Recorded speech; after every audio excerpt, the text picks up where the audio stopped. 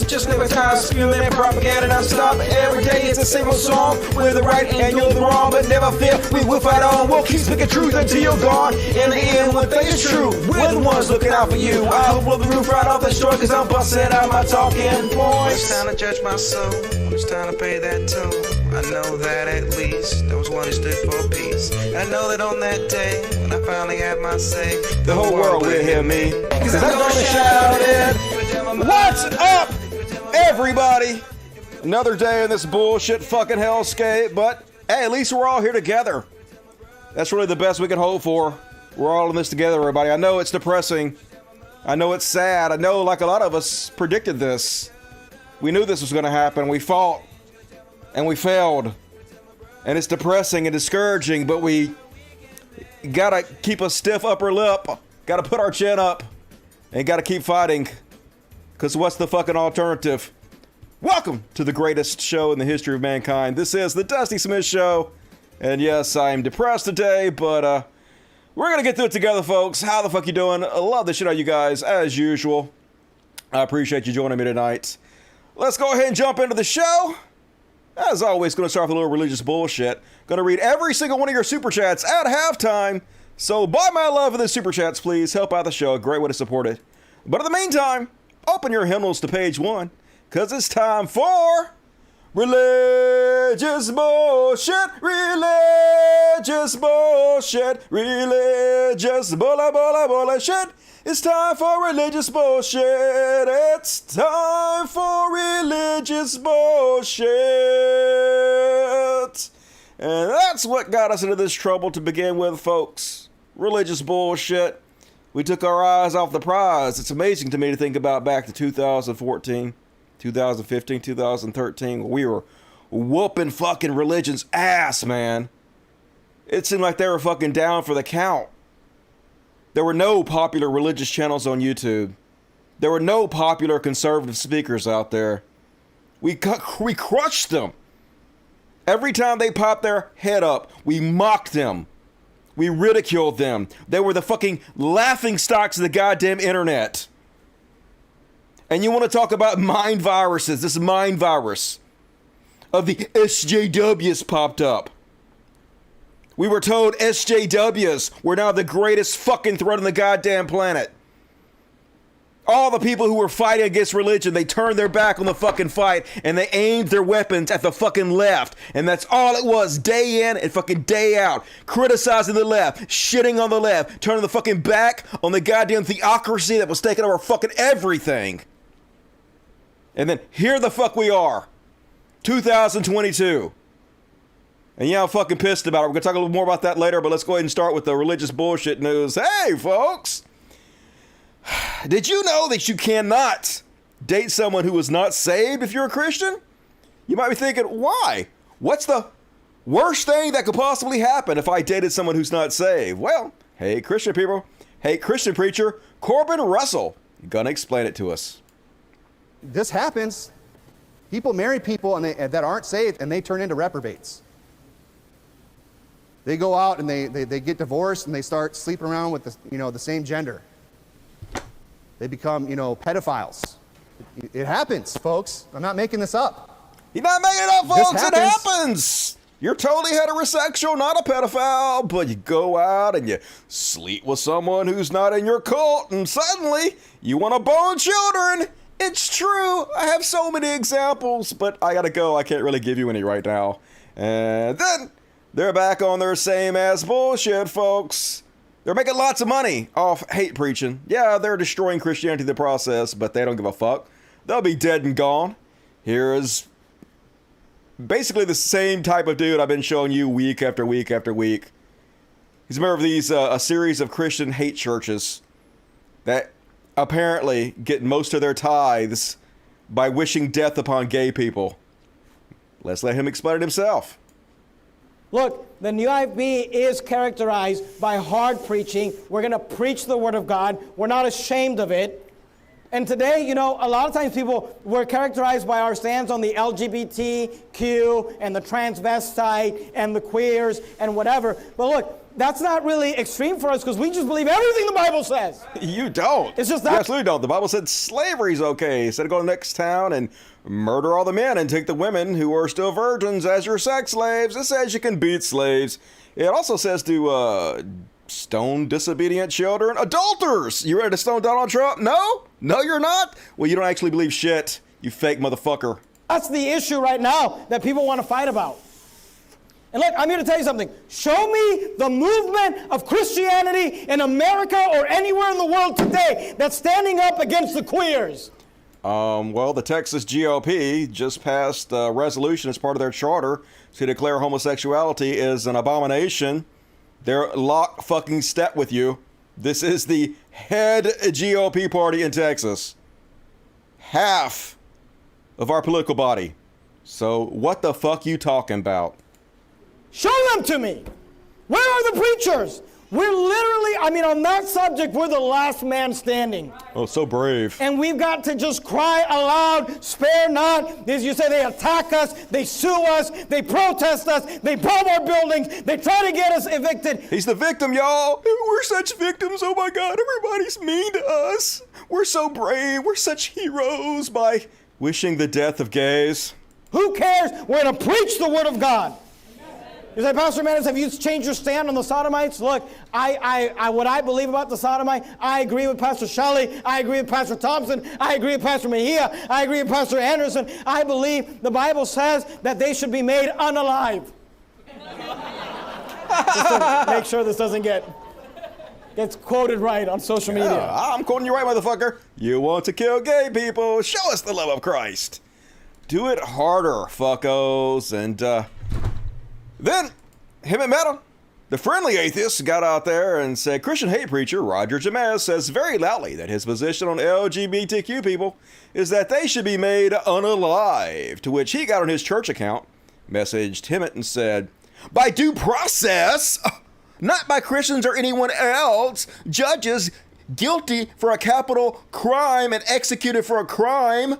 Are you queer? Have you actually come out of the closet yet? Yeah.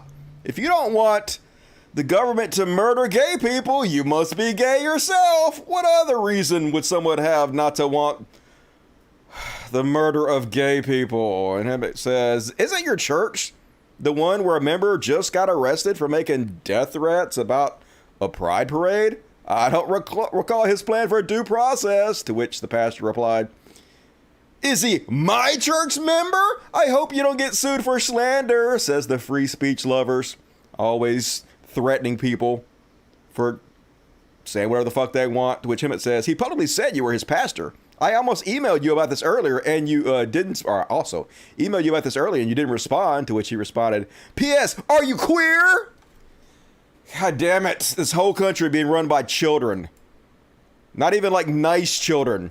The worst fucking little demon spawn you can goddamn possibly think of. Ruling us by minority.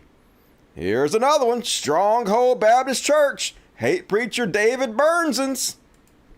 I just got a stupid thing, and this is such a small thing, but still. You know, we lost our PayPal account as a church. Uh-huh. We lost I lost mine personally, just Good. For whatever reason. Because you preach death to gay people, which is sort of against the rules on Patreon and PayPal a little bit. You know, the haters of God just really want to shut these things down. I just had my brother send me a little bit of money on Venmo. Apparently Venmo is like owned, or they use PayPal or whatever. I haven't used that account for years, and then I just get an email saying, oh yeah, you're shut down. I'm like, wait, what? What? Like, I've used this thing like 4 times. Consequences to my actions? What? For what? For what? I didn't even know at first before I read it. I was just like, oh, PayPal. Like, oh, they must have just.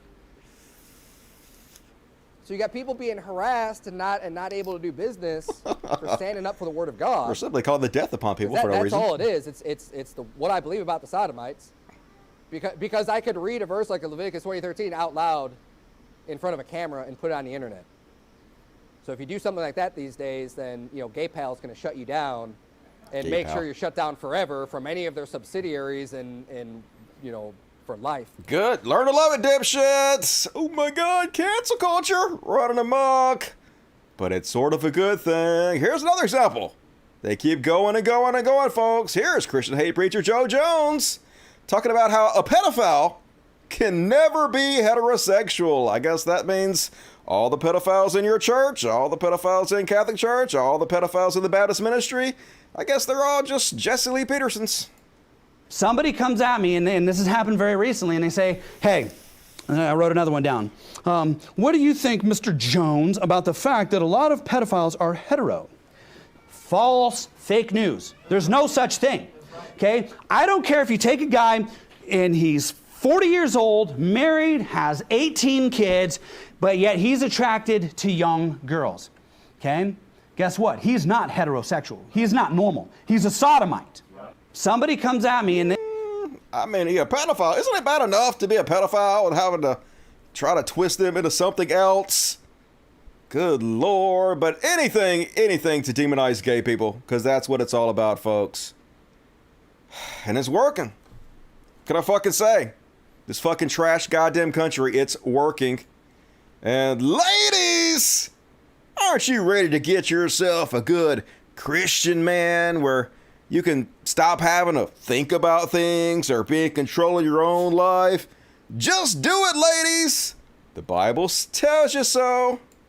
The first thing I want to say is that the Bible says, obey them that have the rule over you. So women, to make your husband... Okay, so you obey Joe Biden, right? Joe Biden has the rule over you. You obey all... No? You don't? You don't obey anybody who has the rule over you if you don't agree with them? Huh. Curious. have the rule over you. So women, to make your husband's job easier, just obey what he says. When he tells you to do something, just do it. It makes his life easy, okay? His life is already hard. Right. Our lives are hard. Like, who gives a fuck if your life is easy or not?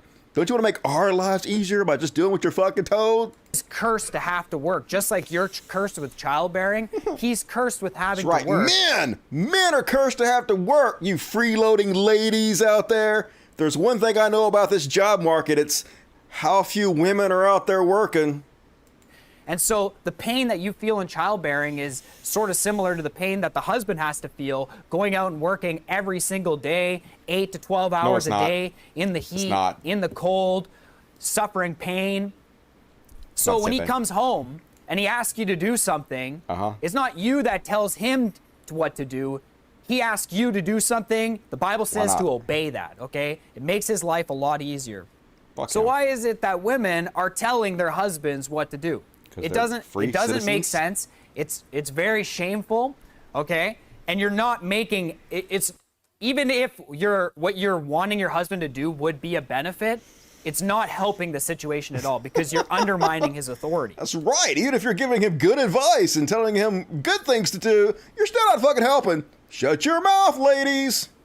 The best thing to do would be to ask him to do that, okay? Get permission. And asking your husband to do something, you know, if you're constantly asking and then you ask him to do it and he doesn't want to do it and you just, you know, throw a fit, you're bitter about it or whatever, that's not actually asking. What you're doing is you're manipulating him to do it. And that's wicked as hell. Wicked as hell for asking your husband to do something he doesn't want to do. So you're incubators, ladies. Not allowed to have an abortion. They're going to make it to where you can't even travel to other states if you want to get medical care for yourself.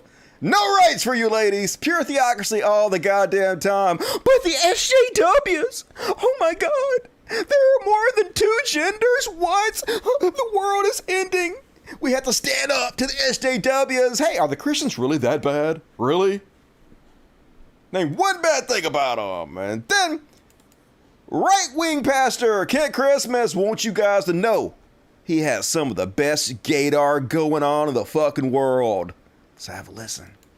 Did you know that when somebody is really possessed by a spirit, it manifests through their countenance? I can see that a lot. If somebody really has a spirit of anger, I can see it in them. So you can tell when somebody's mad? Oh, congratulations, Freud.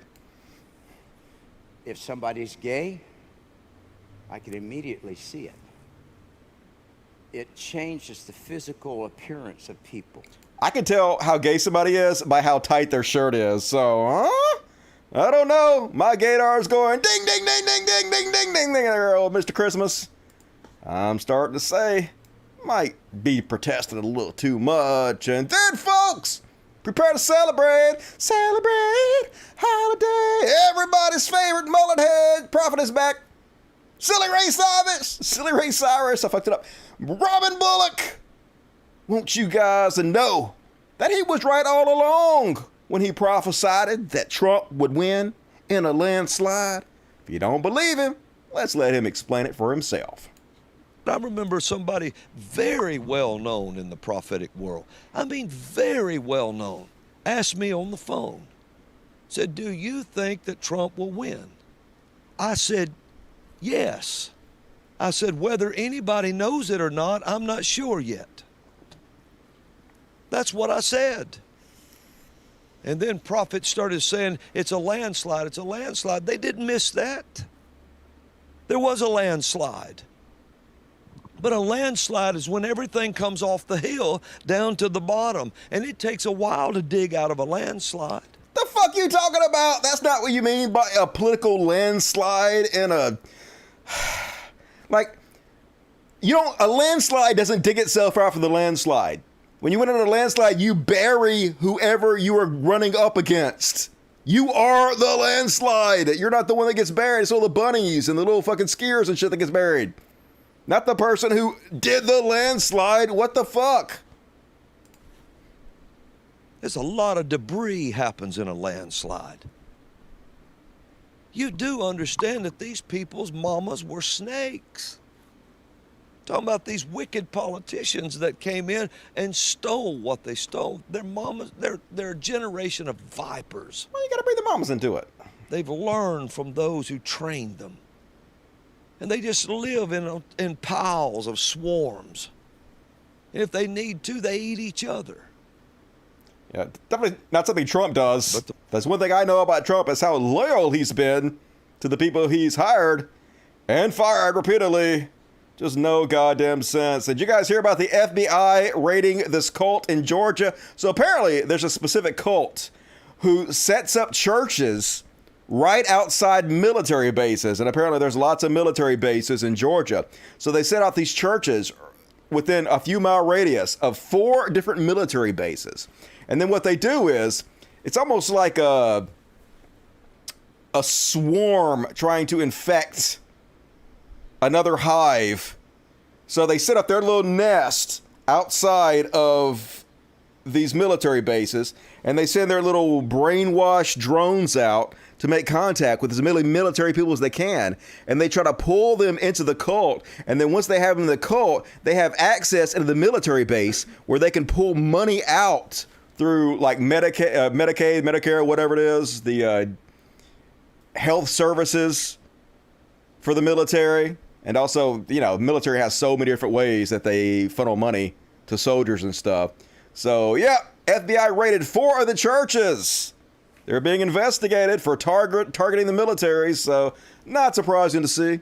You know, I mean, it's a good grift, right?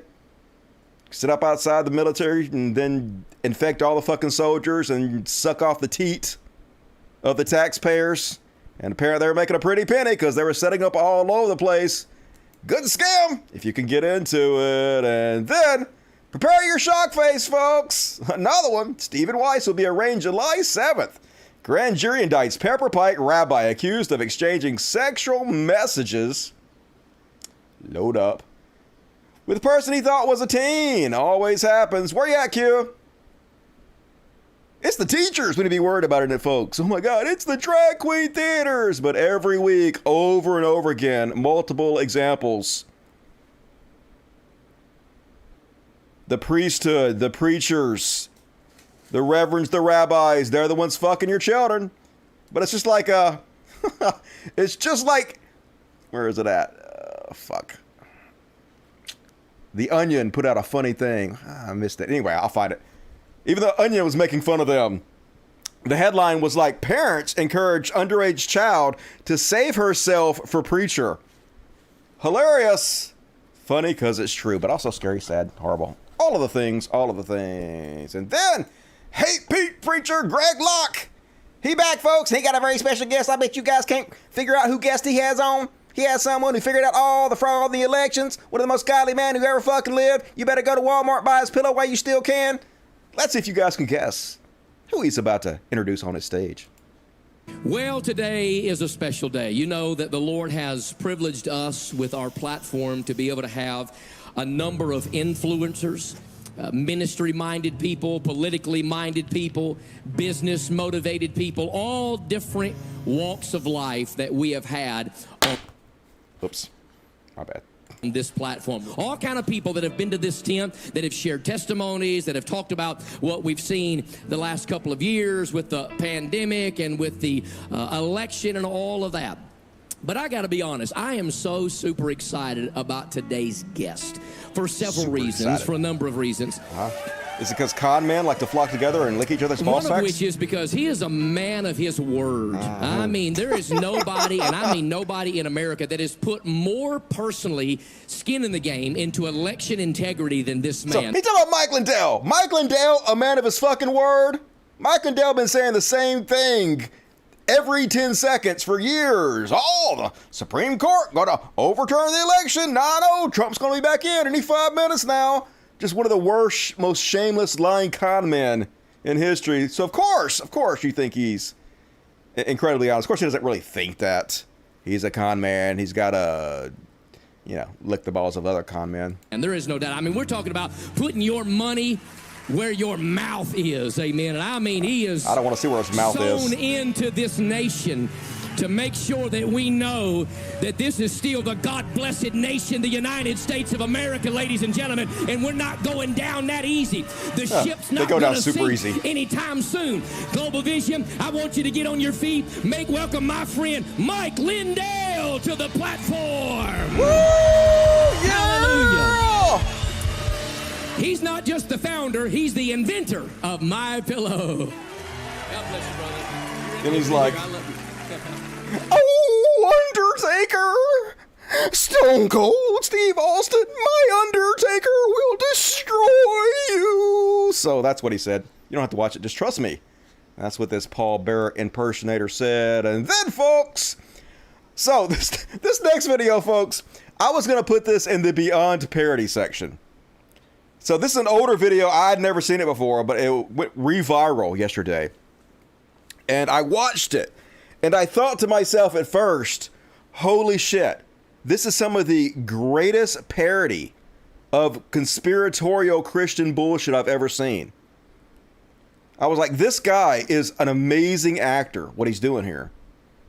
And the reason I thought that was because what he's saying is so unbelievably ridiculous that after I watched it, I thought, man, that is some of the greatest satire I've ever seen. He sounds exactly like some of those crazy conspiratorial preachers, but I mean, what he's saying is it's a little bit too over the top, so he's clearly just mocking them. But then I looked it up, and this is real, folks. This is a real guy, a real preacher. He's not pretending right here. So let this guy explain to you why the song Call Me Maybe is an introduction to the tribulation and the Antichrist. Wait to hear this, folks. Call me maybe. Let's look at those 4 phrases separately and see how God is revealing to us the name of the Antichrist. Hey, I just met you. Now the I in this case refers to the Antichrist. And just meeting you means that he is revealing himself. This is the Antichrist's entrance into the end times. And this is crazy. That's the 7 years of tribulation. Remember back in Daniel chapter number 4, King Nebuchadnezzar goes crazy or insane for 7 times. He lives among the beasts and eats grass. The beasts that he lives among are the 2 beasts of the Revelation, the Antichrist and the false prophet. I can see it. Those are the 7 years of insanity. That all tracks. And this is when the Antichrist is going to reveal himself during those 7 years. Just logic. But here's my number. And of course, I think it should be obvious to you what the Antichrist's number is. His number is 666. And he is not talking here about a telephone number. He is talking here about his number of the beast, which he is going to give to every one of us. That's what he means when he says, here's my number. Don't call him maybe. And the last phrase is really the most interesting. So call me maybe. Now, he is not saying call me on the telephone. What the Antichrist is saying here is, my name is maybe. Call me maybe. Totally. Now, what's interesting is that Nostradamus also called the Antichrist Mabus. Very interesting. Is Exactly there what a it's saying. connection between Mabus and maybe? No, there's not. Not at all. But like, how could that be real, folks? I was like, holy shit, this guy's amazing. Like, just so deadpan and nailed the crazy Christian conspiracy bullshit. But he's real. He's a real dude. Welcome to Third Eagle Media. Hey, I can read. Third Eagle Media, my Bible prophecy website. I'll be uploading here new cool prophecies. Just good Lord. He has other ones too he's put out that are also amazing. Let's just watch very briefly. Welcome to Here's Revelation. where he's going to Unwrapped. explain where the song Dream of Goose by Korean artist Psy warns of the Antichrist. Let's skip over to where he gets the actual song. Here we go. Prepare to be converted, folks. Indisputable truth. Which is a prophecy about nuclear warfare. As one of my subscribers pointed out, the fat man and the little boy are the nicknames which were given to the first 2 atomic bombs dropped over Japan. Now, this is not accidental. Not accidental, folks. Welcome to Revelation Done on Unwrapped. purpose. Fucking Psy working for the goddamn Antichrist. Let's see what else he has to say. Cone, which you see Psy kick over, represents authority, especially the authority of the Catholic Church. But did you also hear the gunshot? No. That's a snare drum. Now, when Psy points his finger at the camera and you hear the gunshot, Snare drum. the screen opens up into a black void, My whole which symbolizes soul is a black void at this the point. great tribulation which will fall upon the planet after the Antichrist takes over. Now, Proof! Are you guys ready to convert before it's too late? Don't let evil Psy pull you to hell with him. Beyond parody, but also religious bullshit. And then let's see what else we have here. Oh yeah, here it was, The Onion. I told you this one already. Christian parents encourage child to save herself or themselves for church leader. Not too far from the truth, folks. They don't give a shit. They'll just give their kids up to these fucking sickos and they pretend like they care about child molestation. It's all bullshit. And all right, folks, that is my religious bullshit. Hope you enjoyed it. What you guys got to say over there? Psy, he's Korean, not Japanese. I didn't say he was Japanese. I said he was Korean, didn't I? I think I specifically said that. Did the other guy say he was Japanese? I am not paying attention. We are all in a black world lately, yes. A black void, I totally agree. That's the drum dummy. Yeah, it's a gunshot. That's what snare drums are. They're gunshots, clearly. No stretch there, folks. He telling the 100% truth. Okay, folks, before I get into my Chud Watch and talk about the ban on abortion, the repeal of Roe versus Wade, the January 6 hearings that are going on that 100% are proving that they tried to overthrow democracy, and they're probably going to do it again because conservatives don't actually care. I want to talk about what I talked about a little bit at the head of the show. And hey guys, how you doing? That's what happened 6 years ago when I put out a video called How the Alt-Right Took Over the Skeptic Community. I've talked about this before, and it's kind of a hard subject for me to talk about. I don't know if you guys remember what happened, but like I said earlier, there was this whole atheist community that just sprung up, and we were incredibly popular, and we were destroying religion. Like, religious people were literally scared to come on YouTube and make videos because they were so afraid to be mocked.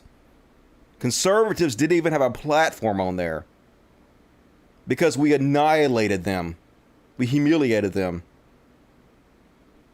And then this idea cropped up sort of started a little bit by TJ the Amazing Atheist, but I'm not going to fully blame him for it. But it was almost like a mind virus, and almost overnight, everybody who was in the atheist and skeptic community jumped on the bandwagon. They turned their attention to start talking about SJWs and how dangerous they were to our society, how they were destroying society, how they were the biggest threat to America that we should be focusing on. And every video put out by the skeptic community practically was about SJWs. Every tweet on Twitter was about SJWs. And they turned a blind eye to anything Trump said, anything conservatives did, anything the Theocracy was trying to do. And so I had a choice whether I would go along with it or not, or whether I would fight back against it. And it wasn't that hard of a choice, but I was tempted because, like, at that time, the anti-SJW videos were making incredible amounts of money. Millions upon millions of dollars these people made off these anti-SJW videos. Still are, some of them. I even went and met with TJ when they were doing the Drunken Peasant Show, which was, at the time, was one of the most popular podcasts on the internet. Even talked to Ben, who was their producer, about going on tour with them. They were thinking about doing live tours, and they floated the idea of me opening for them. And it was everybody, all my peers, everybody in the skeptic community was doing this. Everybody. And it was hard not to just go along with it. But then I started researching what the conservatives in this country said they were going to do, what Trump's platform was, what he said he was going to do. And he said from even the beginning, this is what he was going to do. He was going to pack the Supreme Court, and Roe versus Wade was going to automatically be overturned. He talked about how they were going to ban transgender people from the military. They talked about the tax cuts for the rich during one of the most major wealth inequalities in the history of mankind. They talked about it all, and I decided I couldn't be a part of it. I like sleep too much. I'm not saying all this like, I don't want to come off like I'm thinking I'm a hero or anything. I'm just telling you what the fuck happened. But I was naive, because I thought the skeptic community is logical. If I just come out and I make an argument on why what they're doing was harmful and where it was going to lead, I could actually convince these people not to do it. But I was wrong. Instead, what happened was every single popular skeptic channel made videos and tweets about me all at the same time, shitting on me. Amazing Atheist made videos shitting on me, calling me a grifter, saying I was wrong. Shoe on Head made videos about me, calling me a grifter. Armored Skeptic made videos about me. Computing Forever, Bearing, T and Kraut, Andy Warski. Chris Raygun was going on his Twitter telling his audience that I was senile, that I had Alzheimer's and needed to be put in a home. And overnight, I went from having videos that got, 50 to a couple 100,000 views at a time to practically nothing. They destroyed my channel. They punished me for telling the truth. And it's been years now. It's been 6 years and I'm still getting shit from it. But something actually happened last week that was very therapeutic for me. And actually emotional for me to hear. And that was TJ, the Amazing Atheist, did an interview with some channel called The Vanguards. And finally, somebody asked him about this situation. And his comments actually meant a lot to me. Because for the first time, he admitted that he believes that I was right. And he felt remorse for being a part of the mob that attacked me and destroyed my channel over this. And like I said, I have a pretty thick skin. I talk a lot of shit, and I 100% believe if you talk shit, you got to be able to take it. But to go overnight from being very popular in this community that you loved to being a social pariah, to literally having millions of people watch videos hating on you, to getting constantly attacked and shit on, it was hard. Like, it had an effect on my psyche. I'm not going to pretend like it didn't. So to hear TJ say this, I'm about to play the video. I'm at least about to play the beginning of the video. It was like closure for me. It's not exactly the same thing, but it's almost like somebody who was convicted of a crime and they were innocent. Finally, hearing the court say they were innocent and set them free. I never thought I would hear any of these people admit that they thought I was right and they felt any remorse for it. So let me go ahead and play you the video. This was TJ from the Vanguard show. And this is what he said. Well, first of all, I just wanted to say, I wouldn't be too hard on yourself for starting the anti-SJW stuff. And that may have had some influence on the election and Trump and all that. I think that you could, much more accurately blame the establishment, the powers that be, for creating the kind of miserable economic conditions that Trump was able to exploit. But that being said, I would never be so conceited as to think like, man, if I hadn't made that video, Trump wouldn't have got elected. But I don't know. Right. I guess part of me is that conceited. So never mind. That being said, and not to dredge up any old drama or anything like that, but I do remember there was one guy in the skeptic community, Dusty Smith, who kind of was trying to raise the alarms about this, and he actually put out a video that I think was called "How the Alt-Right Took Over the Skeptic Community" back in 2016, and he just got completely.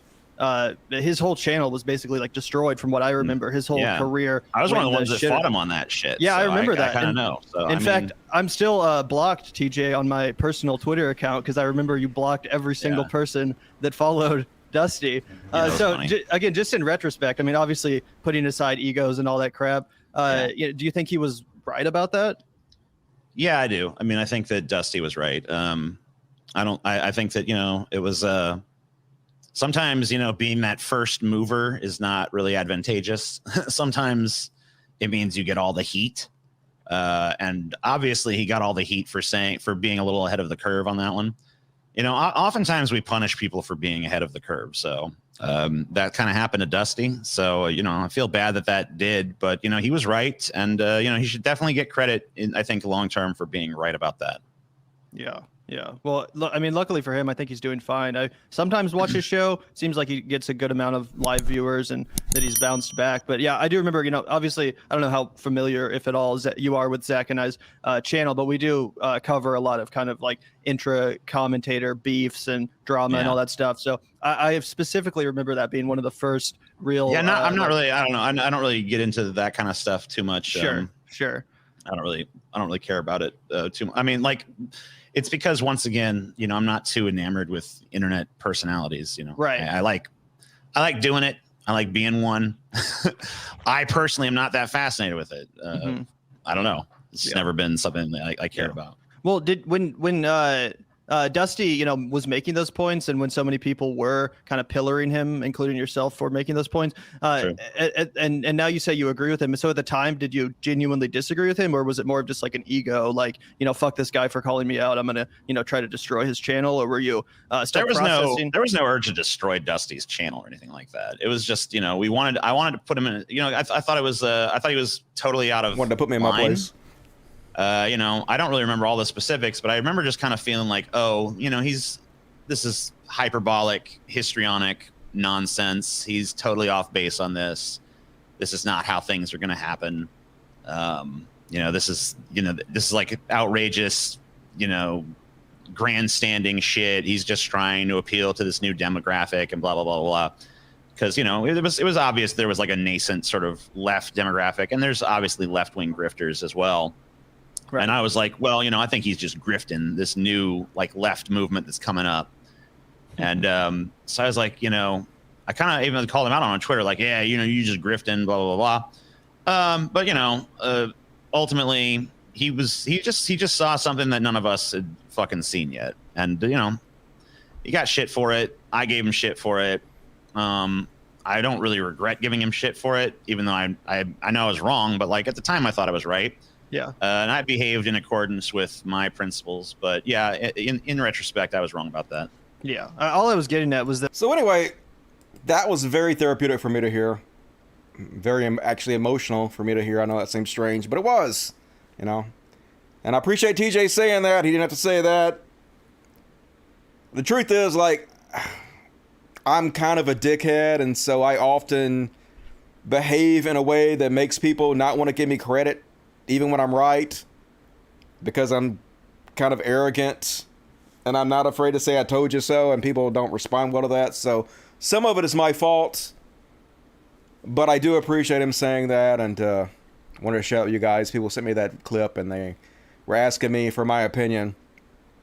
But what they did had very real-world effects.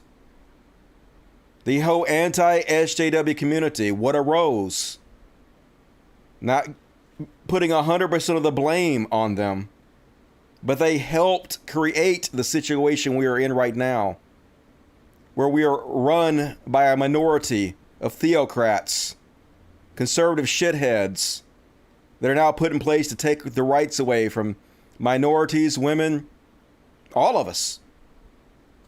We're literally on the precipice of them destroying our democracy. And I feel bad that I feel like I lost. I fought against this for years, and I do feel like I lost, but I'm not going to quit fighting. We're going to keep going. And people saying TJ looks weird. TJ has lost a bunch of weight, and he's wearing makeup on his eyes or stuff. He's wearing a lot of makeup these days. He's kind of trying to look like Rob Zombie. So I think a lot of that's just makeup. So anyway, that's leading us into our Chud Watch. Wrote a song about it. Like to hear it? Here you go. Chud Watch. Talking about Chud Watch. We talk about chuds and make fun of them. Hell yeah. And first off, on the Chud Watch, this is what it led to, folks. Texas GOP convention loyalists embrace far-right anti-gay rhetoric. The Texas GOP just passed their charter. This is basically an outline of what they're going to push for the next 2 years. And it's basically totally anti-gay, totally anti-trans. They were talking about seceding from the United States. And they're talking about how Trump obviously won the election and it was stolen from him. So they've embraced the big lie. They want to go back to the, I guess, Civil War days. They want to be the new Confederate. And the log cabin Republicans have been banned from attending their events. And I just want to say, what the fuck did you guys think was going to happen? When you associate yourself with vile homophobes that hate you for no other reason than who you love. What the fuck did you think was going to happen?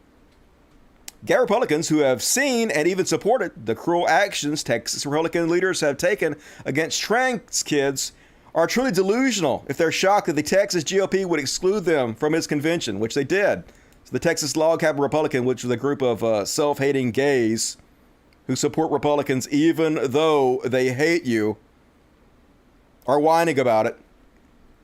Their president, Charles Moran, released the following statement. Texas Republicans just saw on Tuesday night what happens when the party includes new faces and voices. A Democratic-held seat was flipped for the first time in nearly 100 years by a conservative Mexican woman. It's clear that inclusion wins, which makes the Texas Republican Party leadership's decision to exclude the Texas Log Cabin Republicans from their convention not just narrow-minded, but politically short-sighted. They don't give a fuck.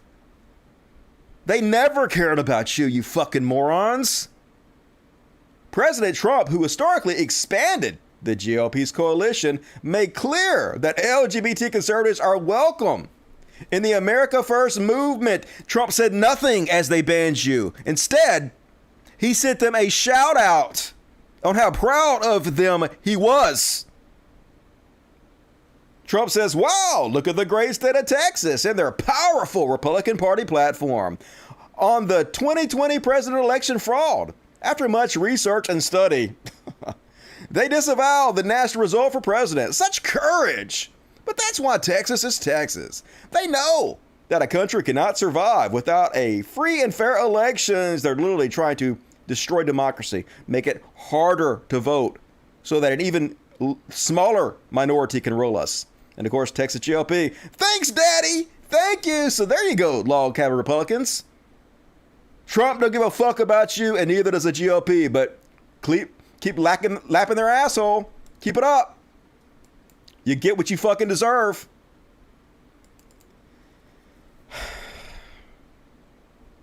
And then, folks, they're such beyond parody all the fucking time. This is the alpha male party.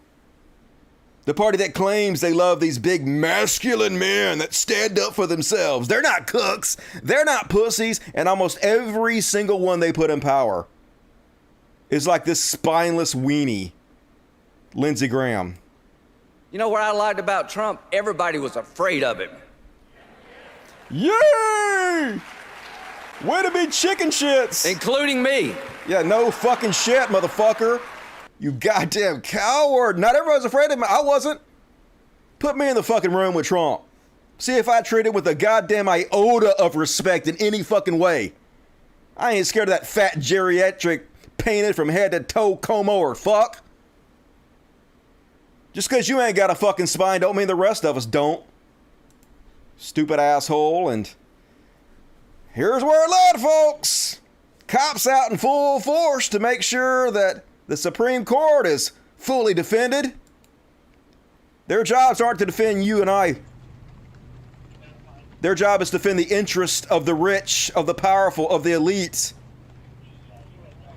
They don't give a fuck about us. Take a woman's right to choose away. Turn you into an incubator, which is a form of fucking slavery. Then hide by a bunch of chicken shit cops. The good news is, if anybody did actually try to do anything, the cops wouldn't do fucking shit about it, as Uvalde has taught us. They would run for the fucking hills in fear of their lives. Not saying I want violence to happen. No violence, no violence, no violence. Just saying, if violence did happen, the cops ain't gonna do fucking shit about it. And you think abortion is where it's gonna end, folks, but it's not. Abortion is what they're starting with. That's the beginning. Clarence Thomas, concurring explicitly, calls on the Supreme Court to overrule Griswold, which is the right to contraception, Lawrence, right to same-sex intimacy, and Obergefell, I think I pronounced that right, close enough, right to same-sex marriage. It's all on the table. For that reason, in future cases, we should reconsider all of this court's substantive due process precedents, including Griswold, Lawrence, and Obergefell. Yeah, folks. They're telling you outright what they're going to fucking do. Remember what happened to Iran back in the 70s or 60s, whatever the fuck it was? You had women on the beaches in bikinis and now covered head to toe in burqas, looking out of an inch fucking slit. That's the future these Christian fascists see for our country. And maybe they won't get there. Maybe we can rise up against them. But abortion's gone, folks. And here in Mississippi, it ended instantly. They passed a law over 5 years ago that if the Supreme Court ever overturned Roe versus Wade, instantly that moment, abortion would become illegal in Mississippi. And I guess they're giving it 10 days, supposedly. They've given the abortion doctors like 10 days to shut down. But it happened, folks. And don't worry. Rich-ass conservative politicians still have access to their abortions. Their mistresses, they're going to be able to get all the abortions they want because they have plenty of money just to travel to another state to get it. They can charter private flights to do it. Make no mistake, this entire thing is an attack on the poor. It is the poor who is going to feel the effects of this. Many of them minorities, if not the majority, which is curious, considering these are the same people continuously bitching about the Great Replacement. Yet because of this, we're going to have many more minorities, less white babies in this country. But it's like everything else. They don't actually give a shit about that.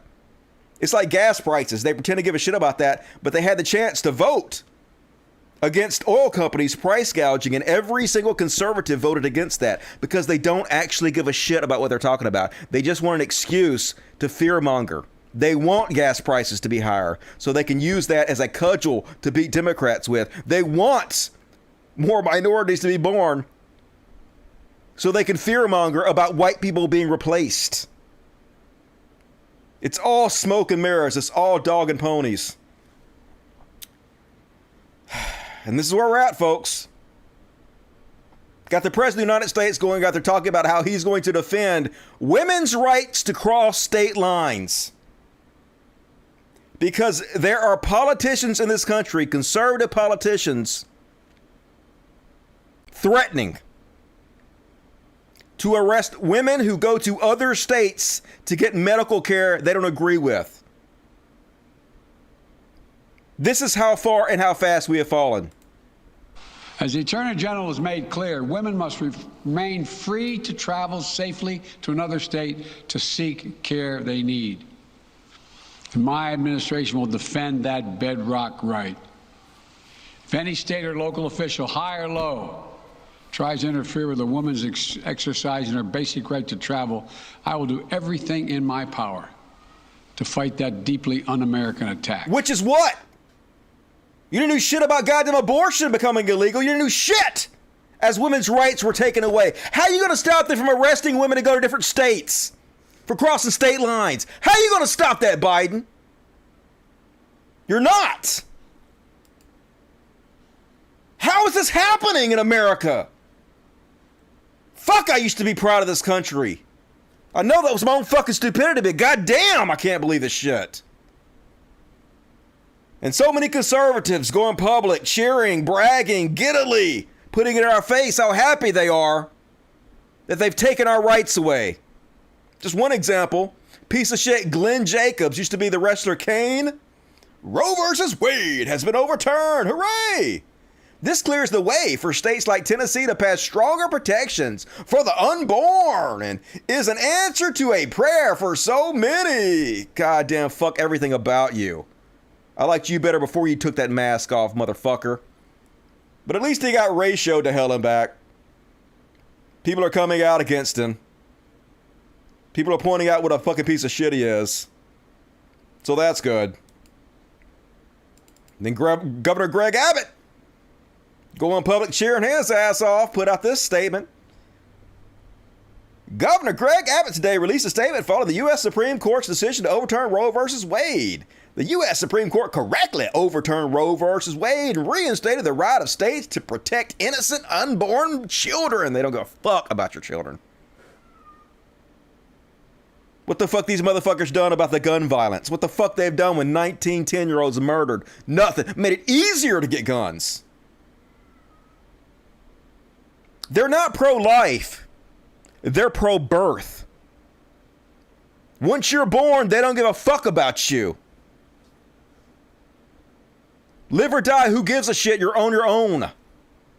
Texas is a pro-life state. And we have taken significant action to protect the sanctity of life. So, yeah. Go do another photo out with this motherfucker, Joe Rogan. Please, show us what a lefty you are. And like I said, here in Mississippi, staff at Mississippi's last abortion clinic learned it could stay open for 10 days and then that's it. I'm gonna wear 3 condoms from now on when I have sex, folks.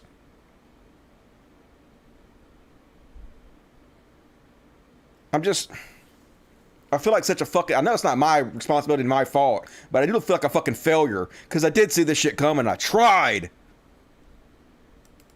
I literally thought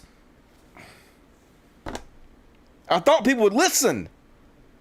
I thought it was obvious.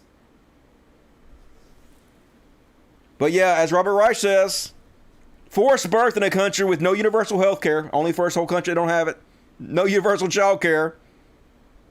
I was reading other people's posts talking about how for one child a year, their child care was $11,000 and that was cheap. There's no way poor people can afford that.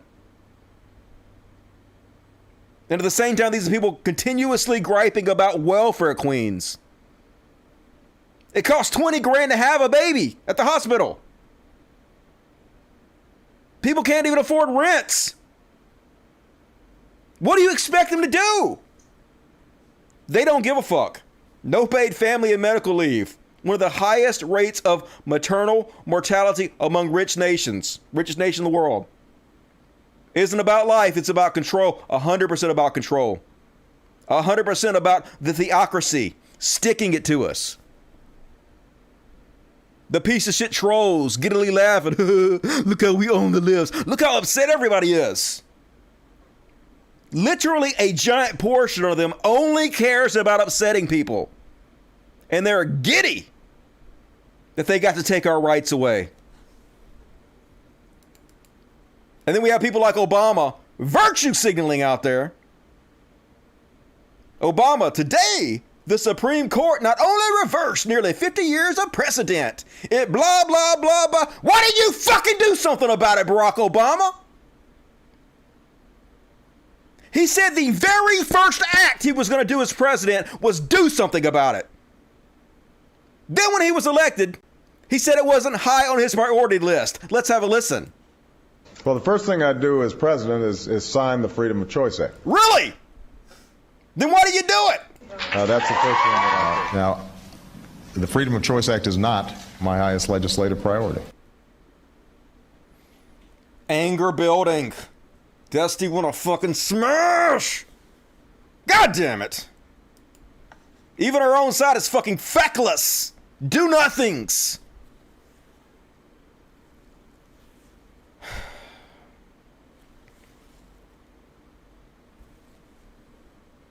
I'm trying to calm down. I want to fucking have a heart attack here live on the goddamn air, but all right. Well, that's all my fucking abortion. For the most part, that's all my abortion coverage. I'm sorry for yelling in you guys' ears.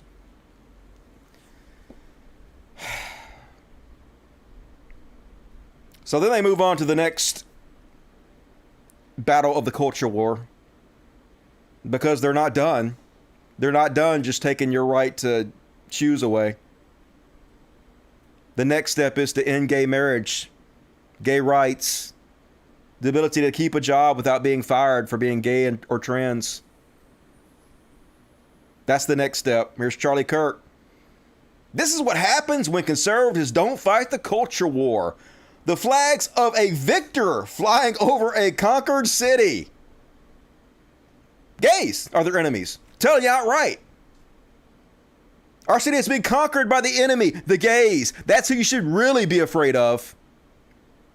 As we force you to be incubators, as we arrest you women for going across state lines, as our pastors get up there and tell you to obey, obey, obey. You are property. They tell you it's the gays that are our enemies. Here he is. I would say mask off, but the mask was never on this motherfucker. Explaining why Juneteenth, a celebration of the end of slavery, is actually bad. It's a Trojan horse. National regime media is in the process of trying to create a new Independence Day, a new federal holiday. Now, on the surface, it looks like an innocent enough day worthy of celebration.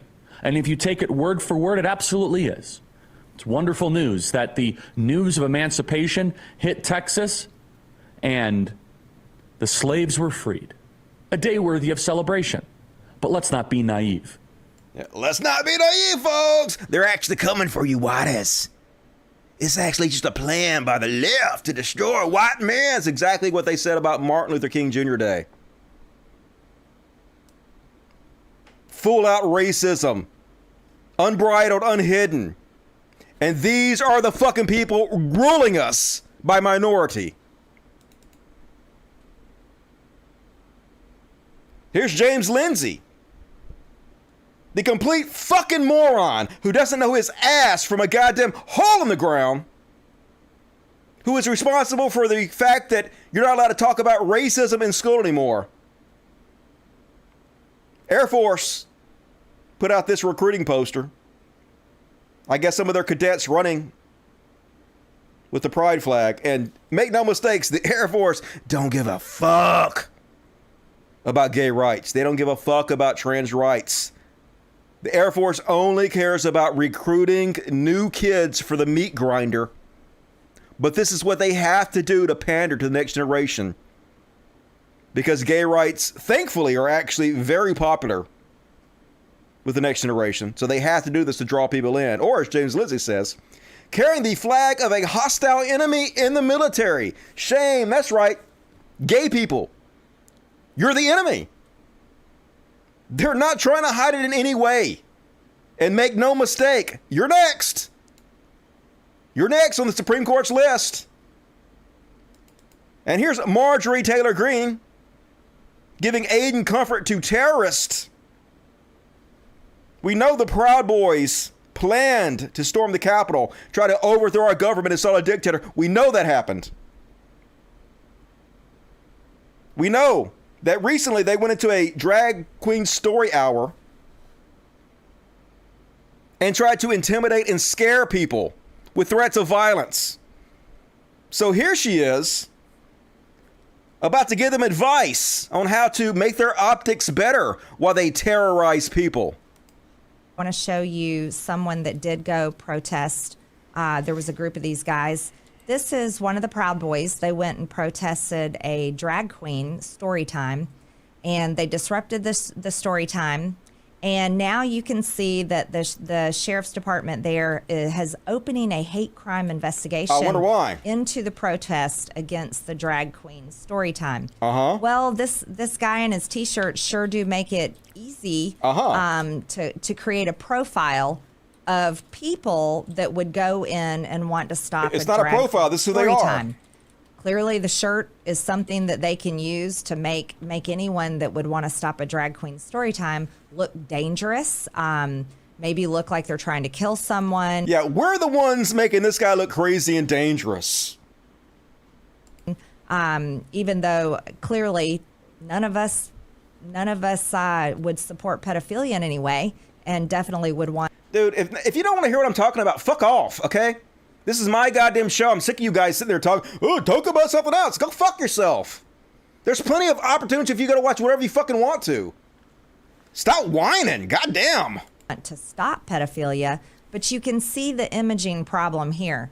So just as you would go in and you would want to look good for a job interview, or you would want to dress appropriately if you were going to talk to, anyone where you wanted to look respectful and you want people to think good things about you, I would suggest if you're going in to protest a drag queen story time, if you're going to your school board to talk about it, if you're going to any elected official to talk about this issue to stop it from happening, maybe like if you live in New York and you're tired of hundreds of thousands of dollars paying for drag queen shows in your kids' schools, which absolutely that would offend me the most, I would suggest that you dress appropriately. You wear suits when you're going to commit hate crime, folks. Listen to Marjorie Taylor Greene, gonna give advice to fucking psychopaths. And she got kind of on, folks. Apparently, they have some evidence coming out shortly that a lot of the people who stormed the Capitol on January 6th were in fact armed with guns. And here's a heated conversation that Marjorie Taylor Greene had today with the January 6th committee. Let's see how this goes for her.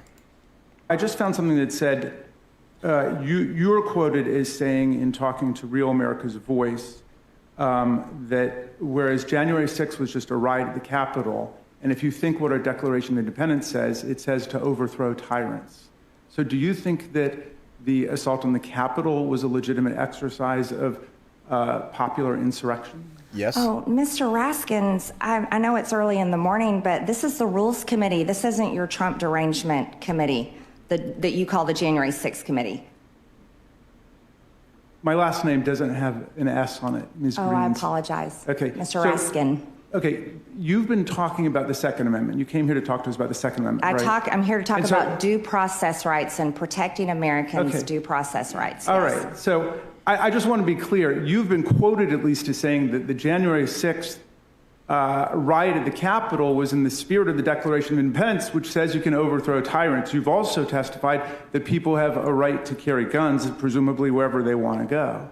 So it seems to me that lots of people were armed on that day, but the logic of your argument is that everybody could have been armed and brought their weapons with them. And I'll take that what as a evidence? conclusion. What evidence do you have that a lot of people were armed that day, Mr. Raskin? Do you have that to introduce into the record? Just wait for it. But when it comes out, presumably you'll be supporting it, right? That they would have a right to have guns and knives with them. Is that right?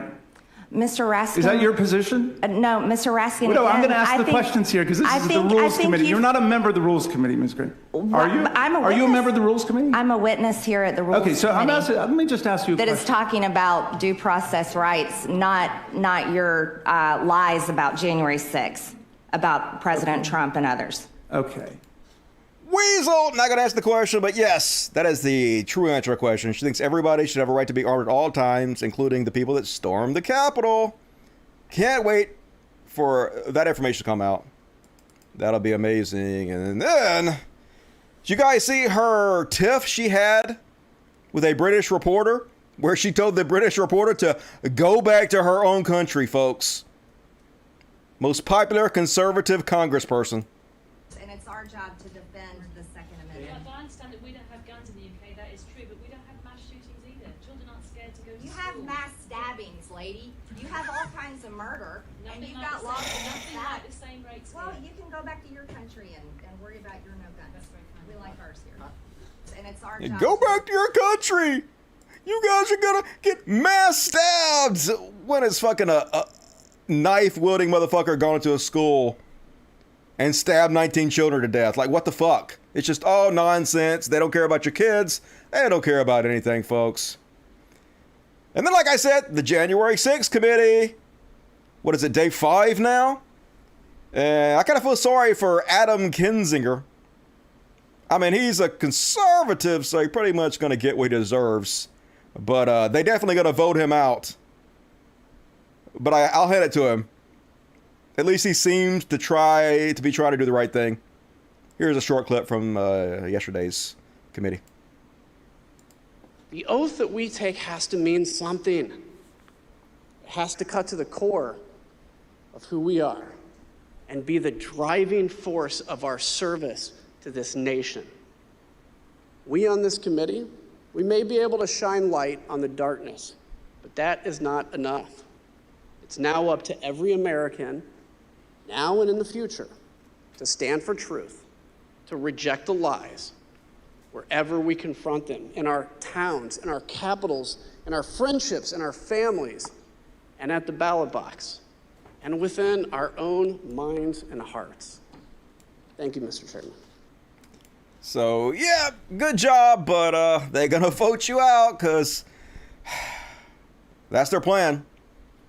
They know they cannot rule by majority, and they're getting so unpopular now that it's becoming harder and harder for them to rule by minority. So they're just going to end democracy completely. And it came out that all the usual shitbags you would imagine asked Trump for pardons. Breaking, the January 6th committee just revealed that Matt Gaetz, Mo Brooks, Andy Biggs, Scott Perry, Lou Gohmert, and Marjorie Taylor Greene asked the White House for pardons. What kind of people ask for pardons? Guilty people, right?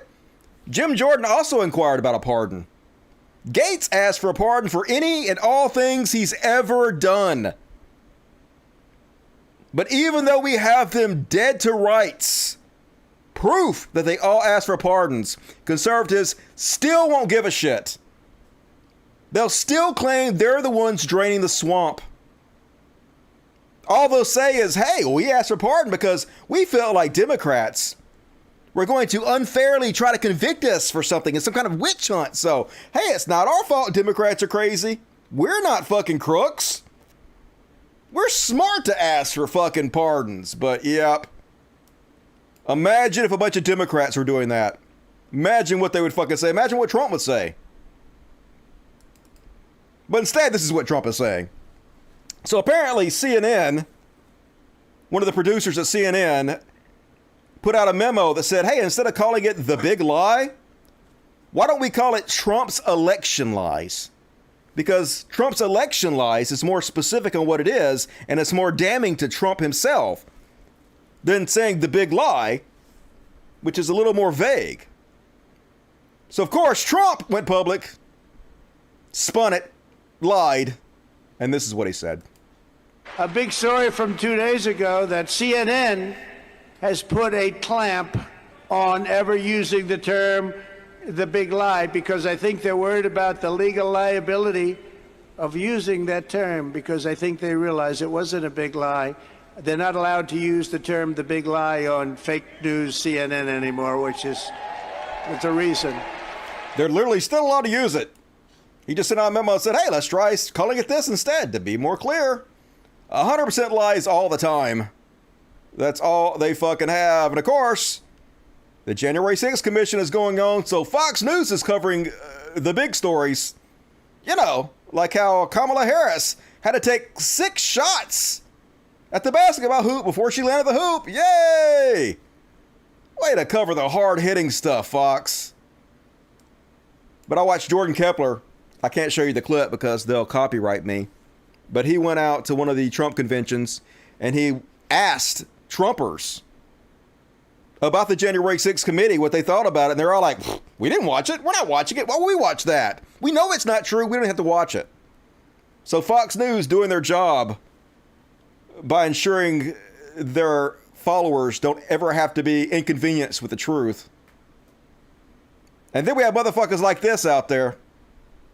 Herschel Walker, who clearly has brain damage, but probably is going to become a congressperson in the United States, distracting the public with bullshit like this, telling President Biden, you killed the Keystone Pipeline on day 1 in office.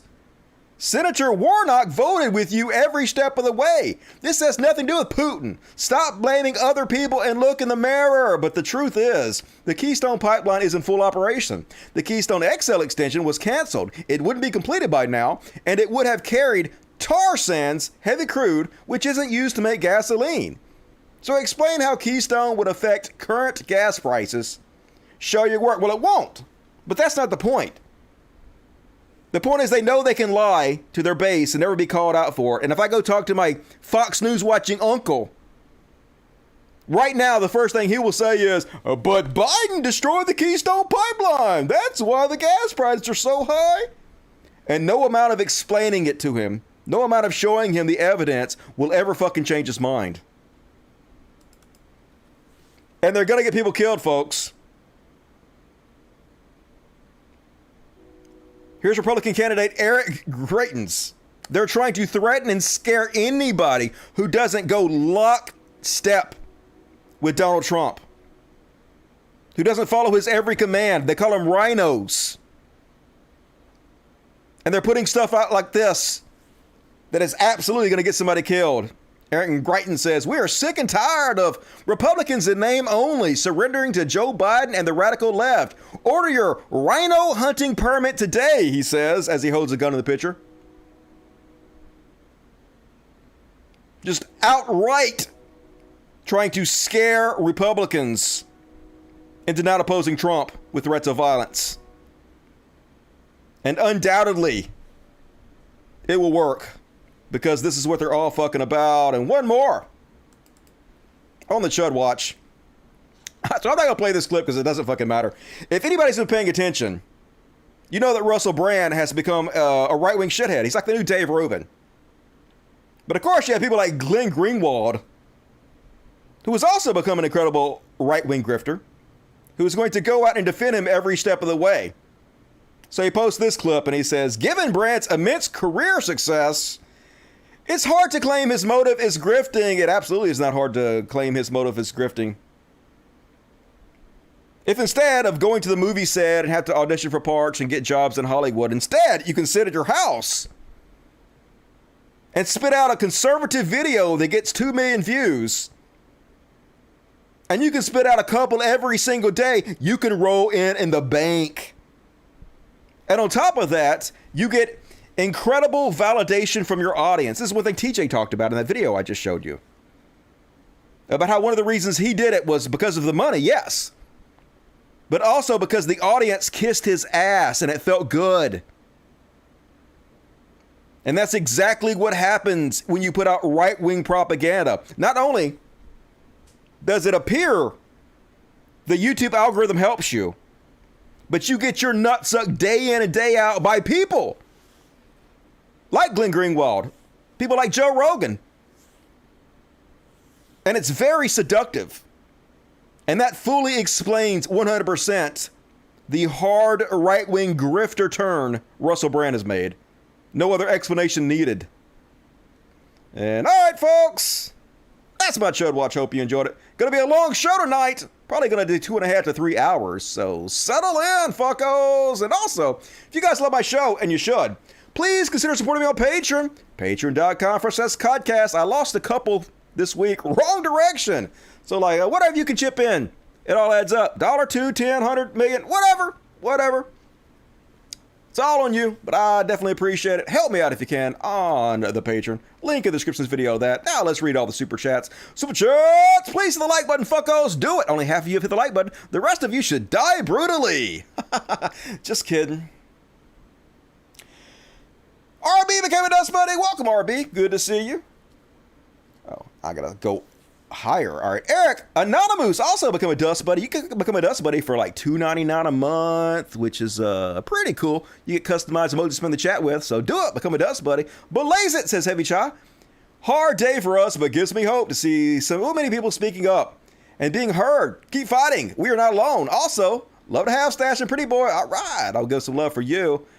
Justin Ship sending this donation in honor of a troll on your Facebook. Hooray to the trolls! Stick it to him. Alt Fact. What's up, Alt Fact? Employ involuntary celibate as American Taliban. Everybody go to Alt Fact's channel on YouTube and subscribe to him. He does a clip channel for my show, and he's doing a good job. So messed up. Yes, it is. Sinister Intelligence. Curate Lover 972. $5. Dusty. Frank Zappa said this country would become a theocracy. Frank Zappa was a soothsayer. Beware the Ides of March. Couldn't send a super chat. Share PayPal info. My PayPal is cultofdusty2@gmail.com. Cult of Dusty, and then the number 2, and then @gmail.com. You can send me payments directly to my PayPal, and they actually take out very little money, so that's cool.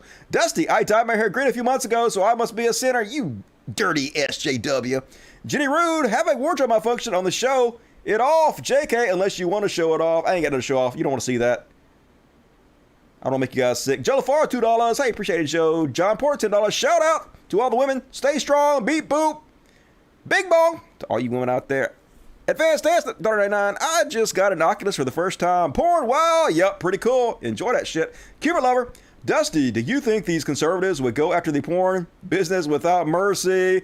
Probably. I wouldn't be surprised. Although porn is incredibly popular. It's like more popular the more conservative an area is.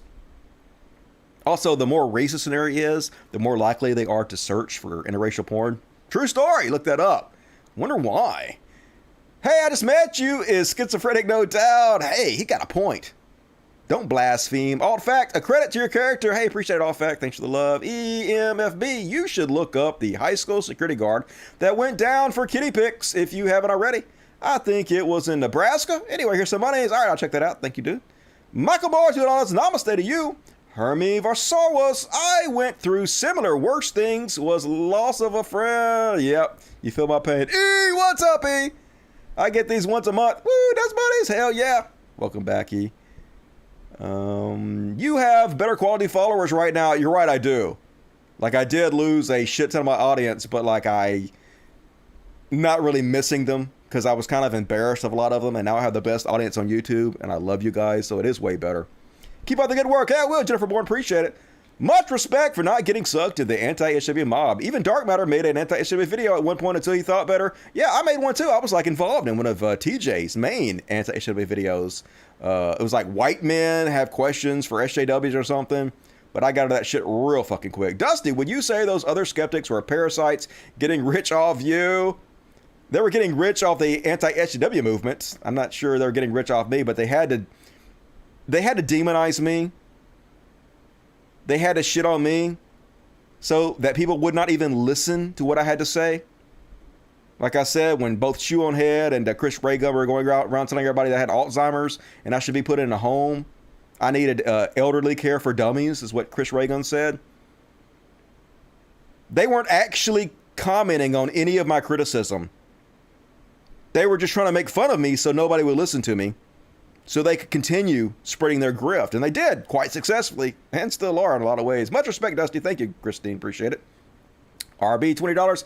I was a fan of yours during that era as well, and to be honest, that community in hindsight was filled with edgelords, and a lot went alt-right. I'm glad they are gone. We're smaller now, but I wouldn't trade the new community for anything. I totally agree. This new community is way better. Parker Aguirre, I'm generally considering running for office in California. I feel very strongly, and instead of just talking about it, I want to do something, anything to be honest. Hey, well, good luck. Let me know. I'll try to support you if I can. YT1 or $10, 10 pounds. You did not lose, Dusty. You're still fighting for a good cause. Even if it feels like fighting against windmills, keep going. Oh, I will. I'm not going to give up anytime soon. But I appreciate it. Dusty, you should run for office. Hell no, I don't want to be in fucking politics. I'd rather use this platform and do what I'm doing now. I think I'm more successful. Polly Pockets, Dusty was right. Someone put this in the chat. Just wanted to share. Hi, I appreciate it. It feels good. Selenia, $4.99. Sorry I can't give the normal amount. I had a costly root canal this afternoon. Well, I'm sorry to hear that, but thank you for chipping in, Selenia. Good to see you. And April S., always very generous. Hero April S. Dusty was right. I appreciate it. You're pretty cool, April. Two Seagulies, $4.99. Hello from Pontiac, Michigan. From fans Stefan and Luke. Thank you, Dusty. You rule. Hey, you guys rule. Love you guys. Yup, attacking the poor, 100% what it's about. They're still going to go get their fucking abortions. Jenny Rude, why can't we impeach SCOTUS? Those Justice Trump appointed lied about Roe versus Wade because we have a feckless Democrat government that's better in every way than Republicans, but still useless. Dusty, we need to punish deadbeat dads if women can't afford abortion. All right, works for me. Not going to happen, but Mark Tibideo, every ounce of your rage and disappointment is absolutely justified, Dusty, and I echo every bit of it. Hang in there, deep breaths. If things can change in one direction, they can change in the other. Yeah, I don't want to be too much of a doomer. I'm hoping things will swing back, but man, it's just sliding so fast. It's scary. Polly Pocket, it's very interesting that Thomas wants to ban gay marriage, but hasn't said anything about interracial marriage, which used to be illegal. It's coming up next. I would be surprised if he banned that too, even though he's in an interracial relationship.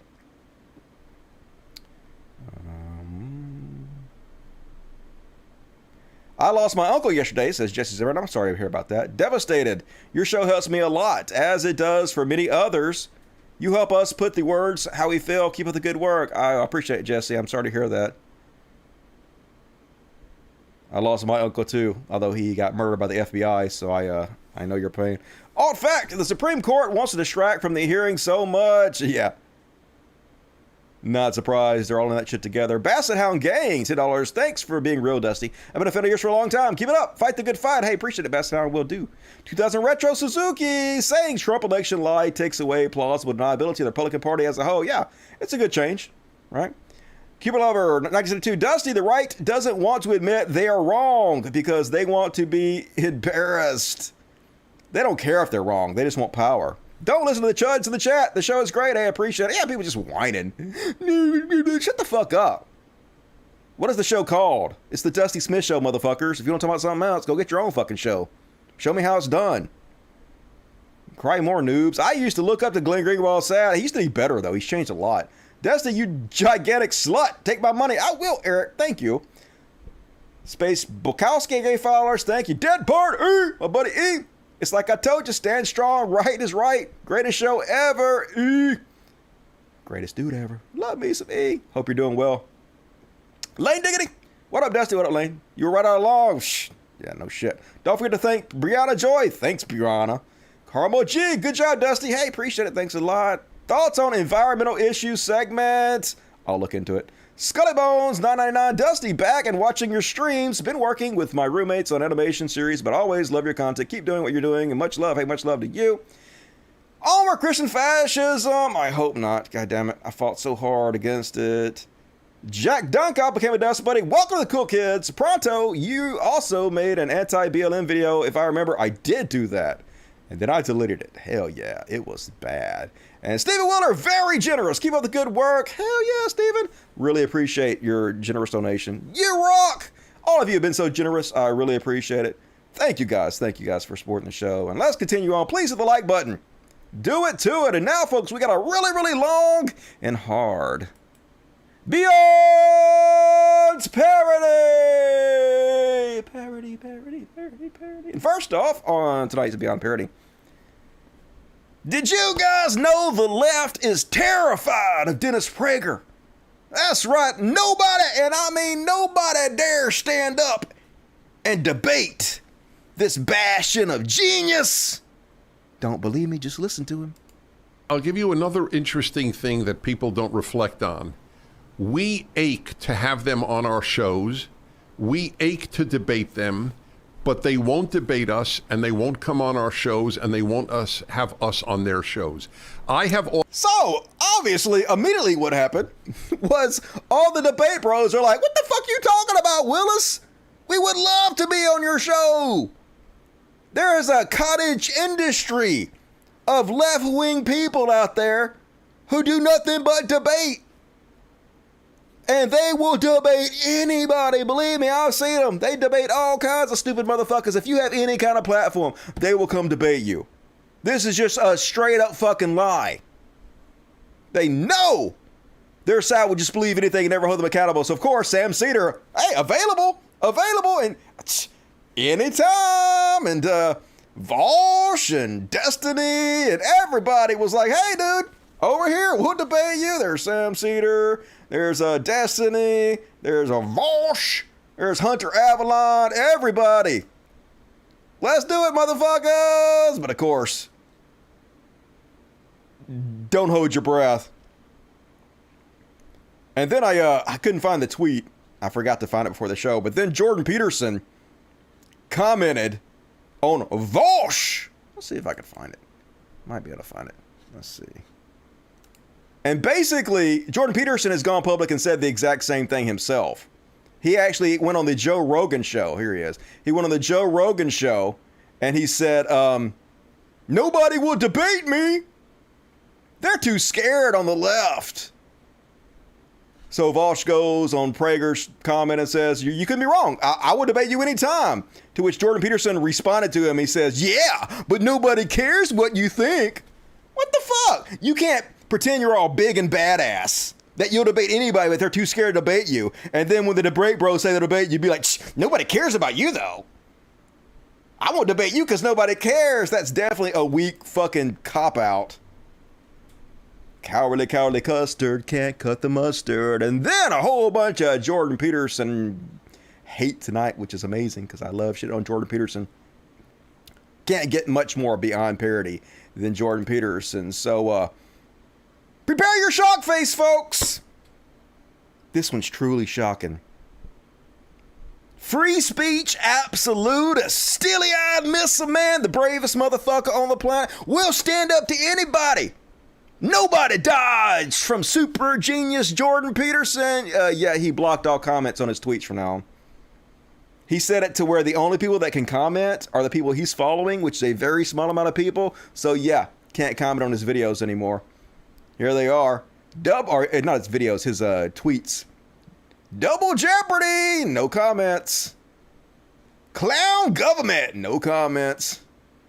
Yeah, right, step up, no comments. No, really, no comments. No comments for anybody. Nobody will debate me, but shh. I just want to be able to scream at you guys and say whatever the fuck I want to, but I want anybody to be able to give me their opinion or their criticism. Because his little man baby piss ass can't handle it. And Ethan Klein, who he's following for some reason, was able to comment. I'm sure he's not following him anymore, but giving him the business. This is why I erased your episodes, Big Ed. And big ups to Ethan Klein. I gave Ethan Klein some shit because back in the day, he had a few interviews with Jordan Peterson, and he was kind of like tickling his nuts a little bit. He was going to be like on the bandwagon, and he jumped off that motherfucker. So credit where credit's due to Ethan Klein out there. And then, folks, Peterson's real worried about people who are too prideful and people who are narcissistic.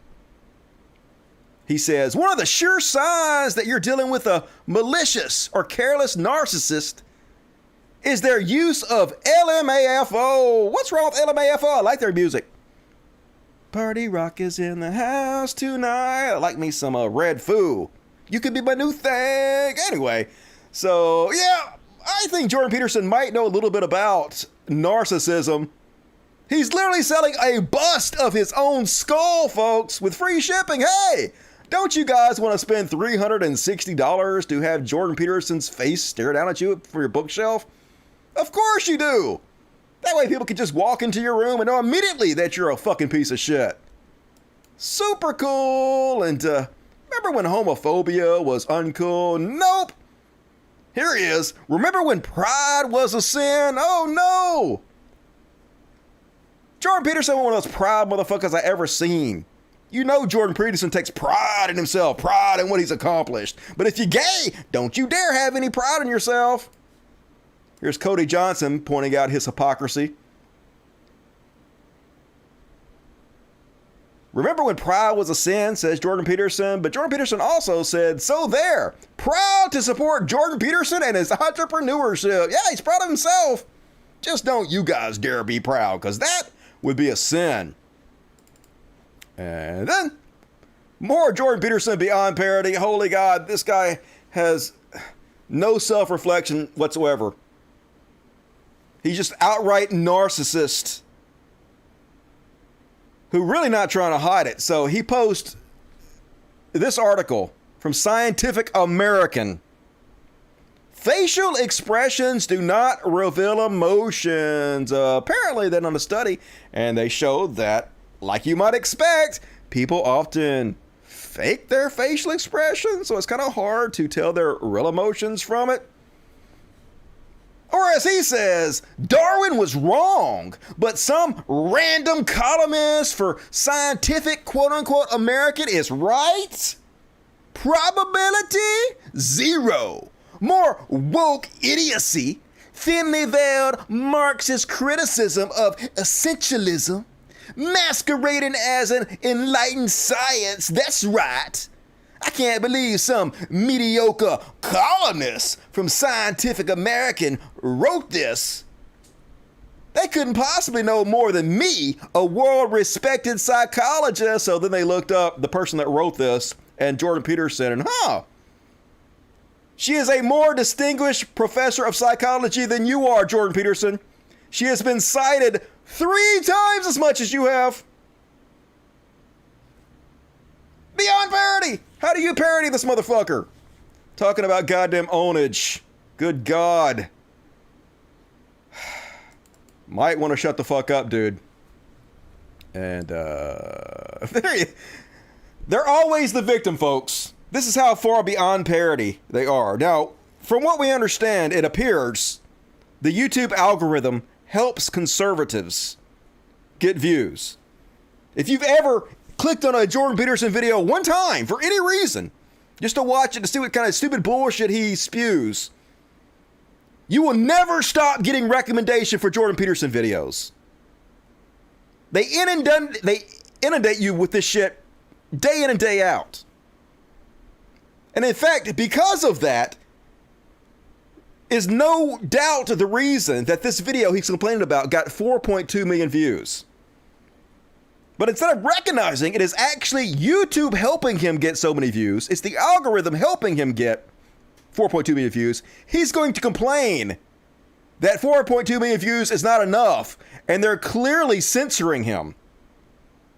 He says, this interview I gave at Stanford is still stuck at 4.2 million views, as it has been for several weeks. There is no way this is true. YouTube, it was garnering views at 1 million a week, and then that just suddenly stopped? I don't think so. Don't do this. Don't do it, YouTube. Don't fucking hurt me. They're helping you, dude. 4.2 million views. It's never fucking enough from these goddamn clowns. Just wild. And speaking of clowns, folks, did you hear what happened to our good buddy J.K. Rowling?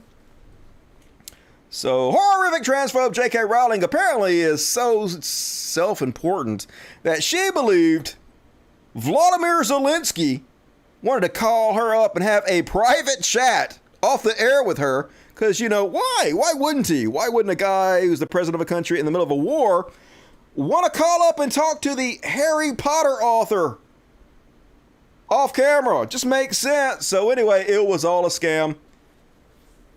She got trolled by they're Russians, Ukraine. but it's possible they also work for the Russian government, Russian disinfo agents.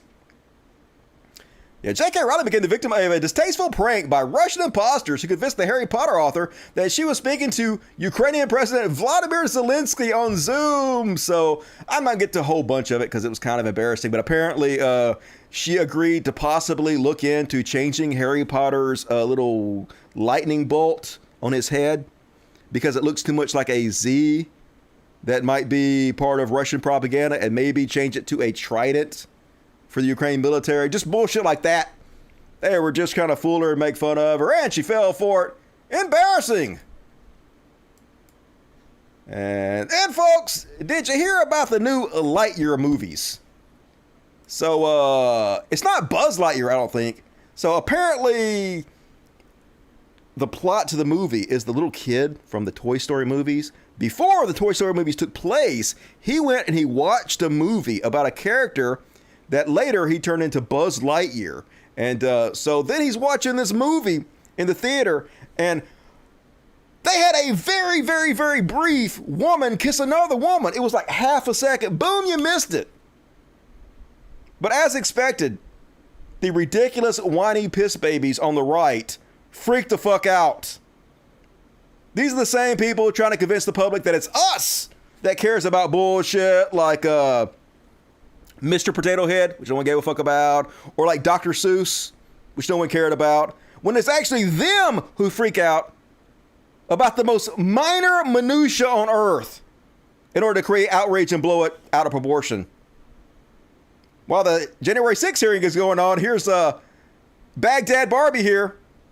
Disney LightYear fizzled at the box office. That's right, folks. They went woke and they went broke. That's all they can fucking talk about. LightYear film slammed by conservatives. Go woke and go broke. Gina Ellis, right-wing shithead, is like, CNBC Pixar LightYear stares. A disappointing 51 million in domestic opening. Go woke, go broke. And the comments were really depressing too. This is a Newsweek article.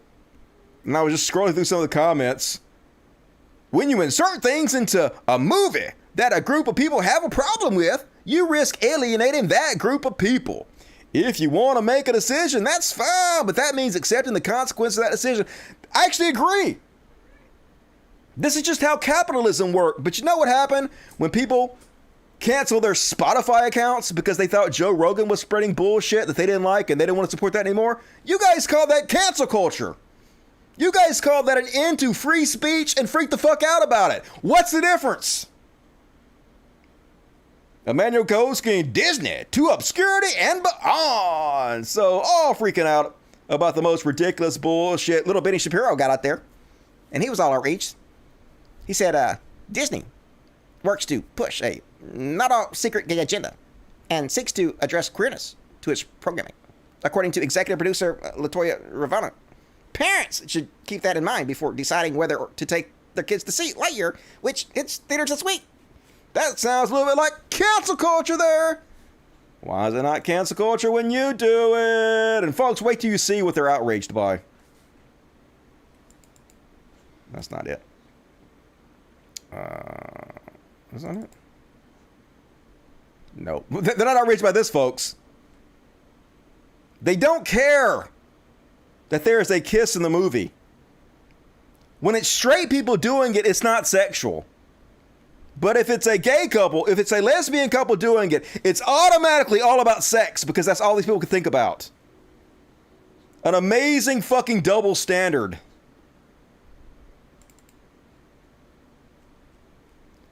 Here they are at this movie theater, folks. A trigger warning for conservatives is what this is. The same people who would scoff if anything even close to this was done by the left. Warning! Attention parents! The management of this theater discovered after booking LightYear that there is a same-sex kissing scene within the first 30 minutes of the Pixar movie. We would do all we can to fast forward through that scene. It's like half a second. How you going to fast forward through half a second? but it might not be exact. We apologize for any inconvenience this late discovery of this scene causes. Yeah, we're sorry. If you're so fucking fragile, your mind can't handle this.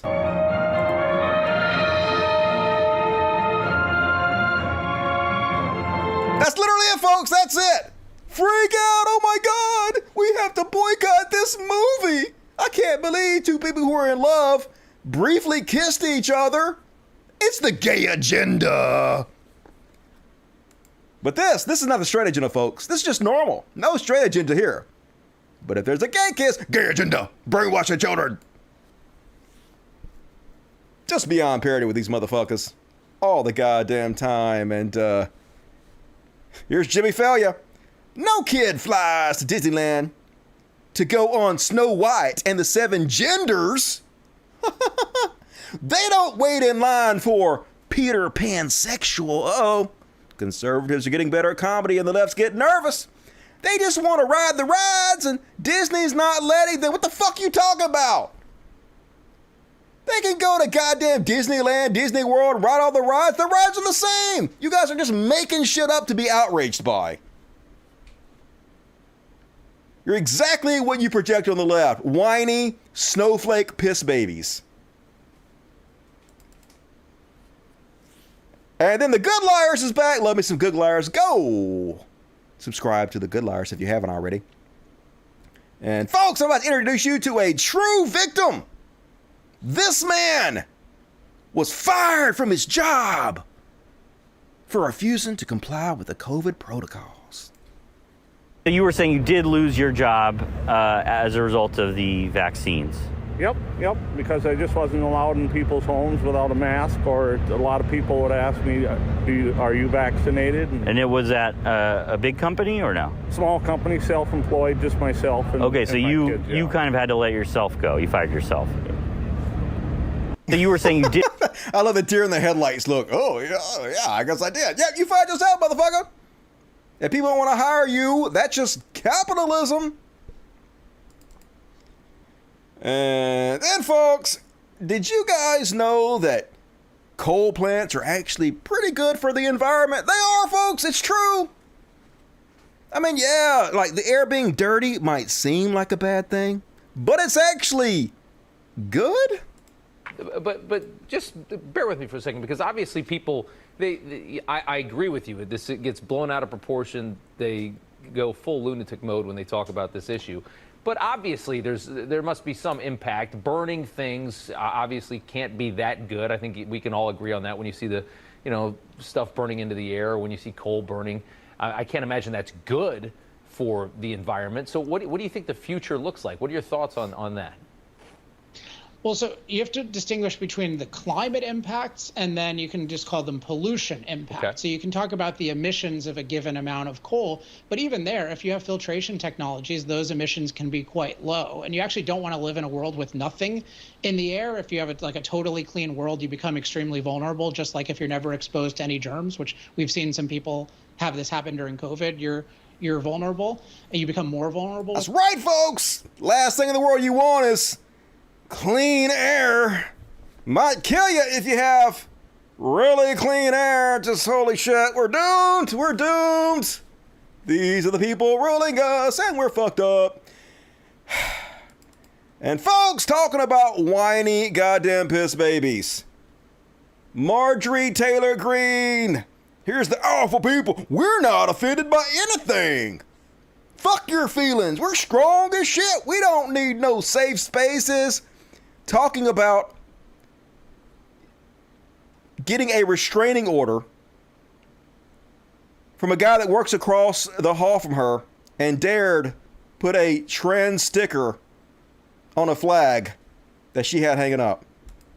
The Department of Justice refuses to prosecute Tim Heisom, Jake Auchincloss's chief of staff, even though he's been caught by Capitol Police. He's on camera, on video twice, attacking the sign, attacking my religion, attacking my gender, and attacking my beliefs of protecting gender and also the beliefs of my district.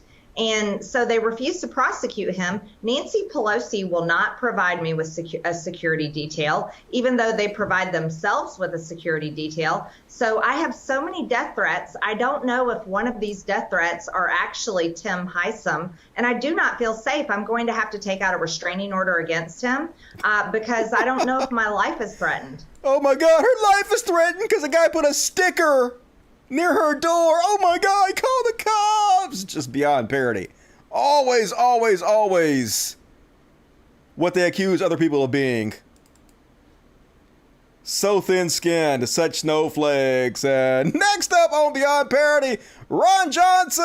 You know who Ron Johnson is. Giant fucking Republican shithead Ron Johnson. So anyway, apparently he put forth a slate of fake electors in order to try to overthrow our democracy and install Trump as a dictator. And it all got found out, so they're trying to ask him about it as he leaves the Capitol building.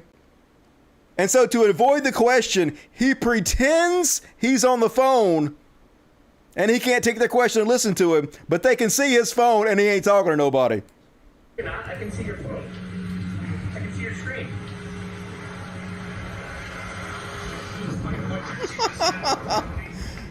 So cringe, good God. Does your chief of staff still work for you, Senator? Can you explain what happened? I can see your phone. He just gave up the ruse. All right, I'm not really talking to anybody. Let me just walk faster and avoid your questions. Just God, they're such cowards, but they know they're never going to be held accountable. And speaking of beyond parody, Herschel Walker, who clearly has brain damage, but is probably going to be a United States congressperson anyway, want you guys to know that he has a personality disorder.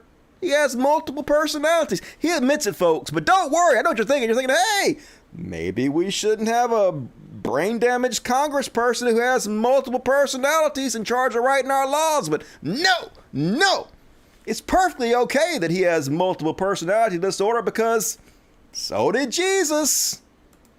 I tell him all the time, I said, do our Lord Jesus Christ have a mental illness? Because he said he's the Father, the Son, and the Holy Spirit. To me, those are three different personalities.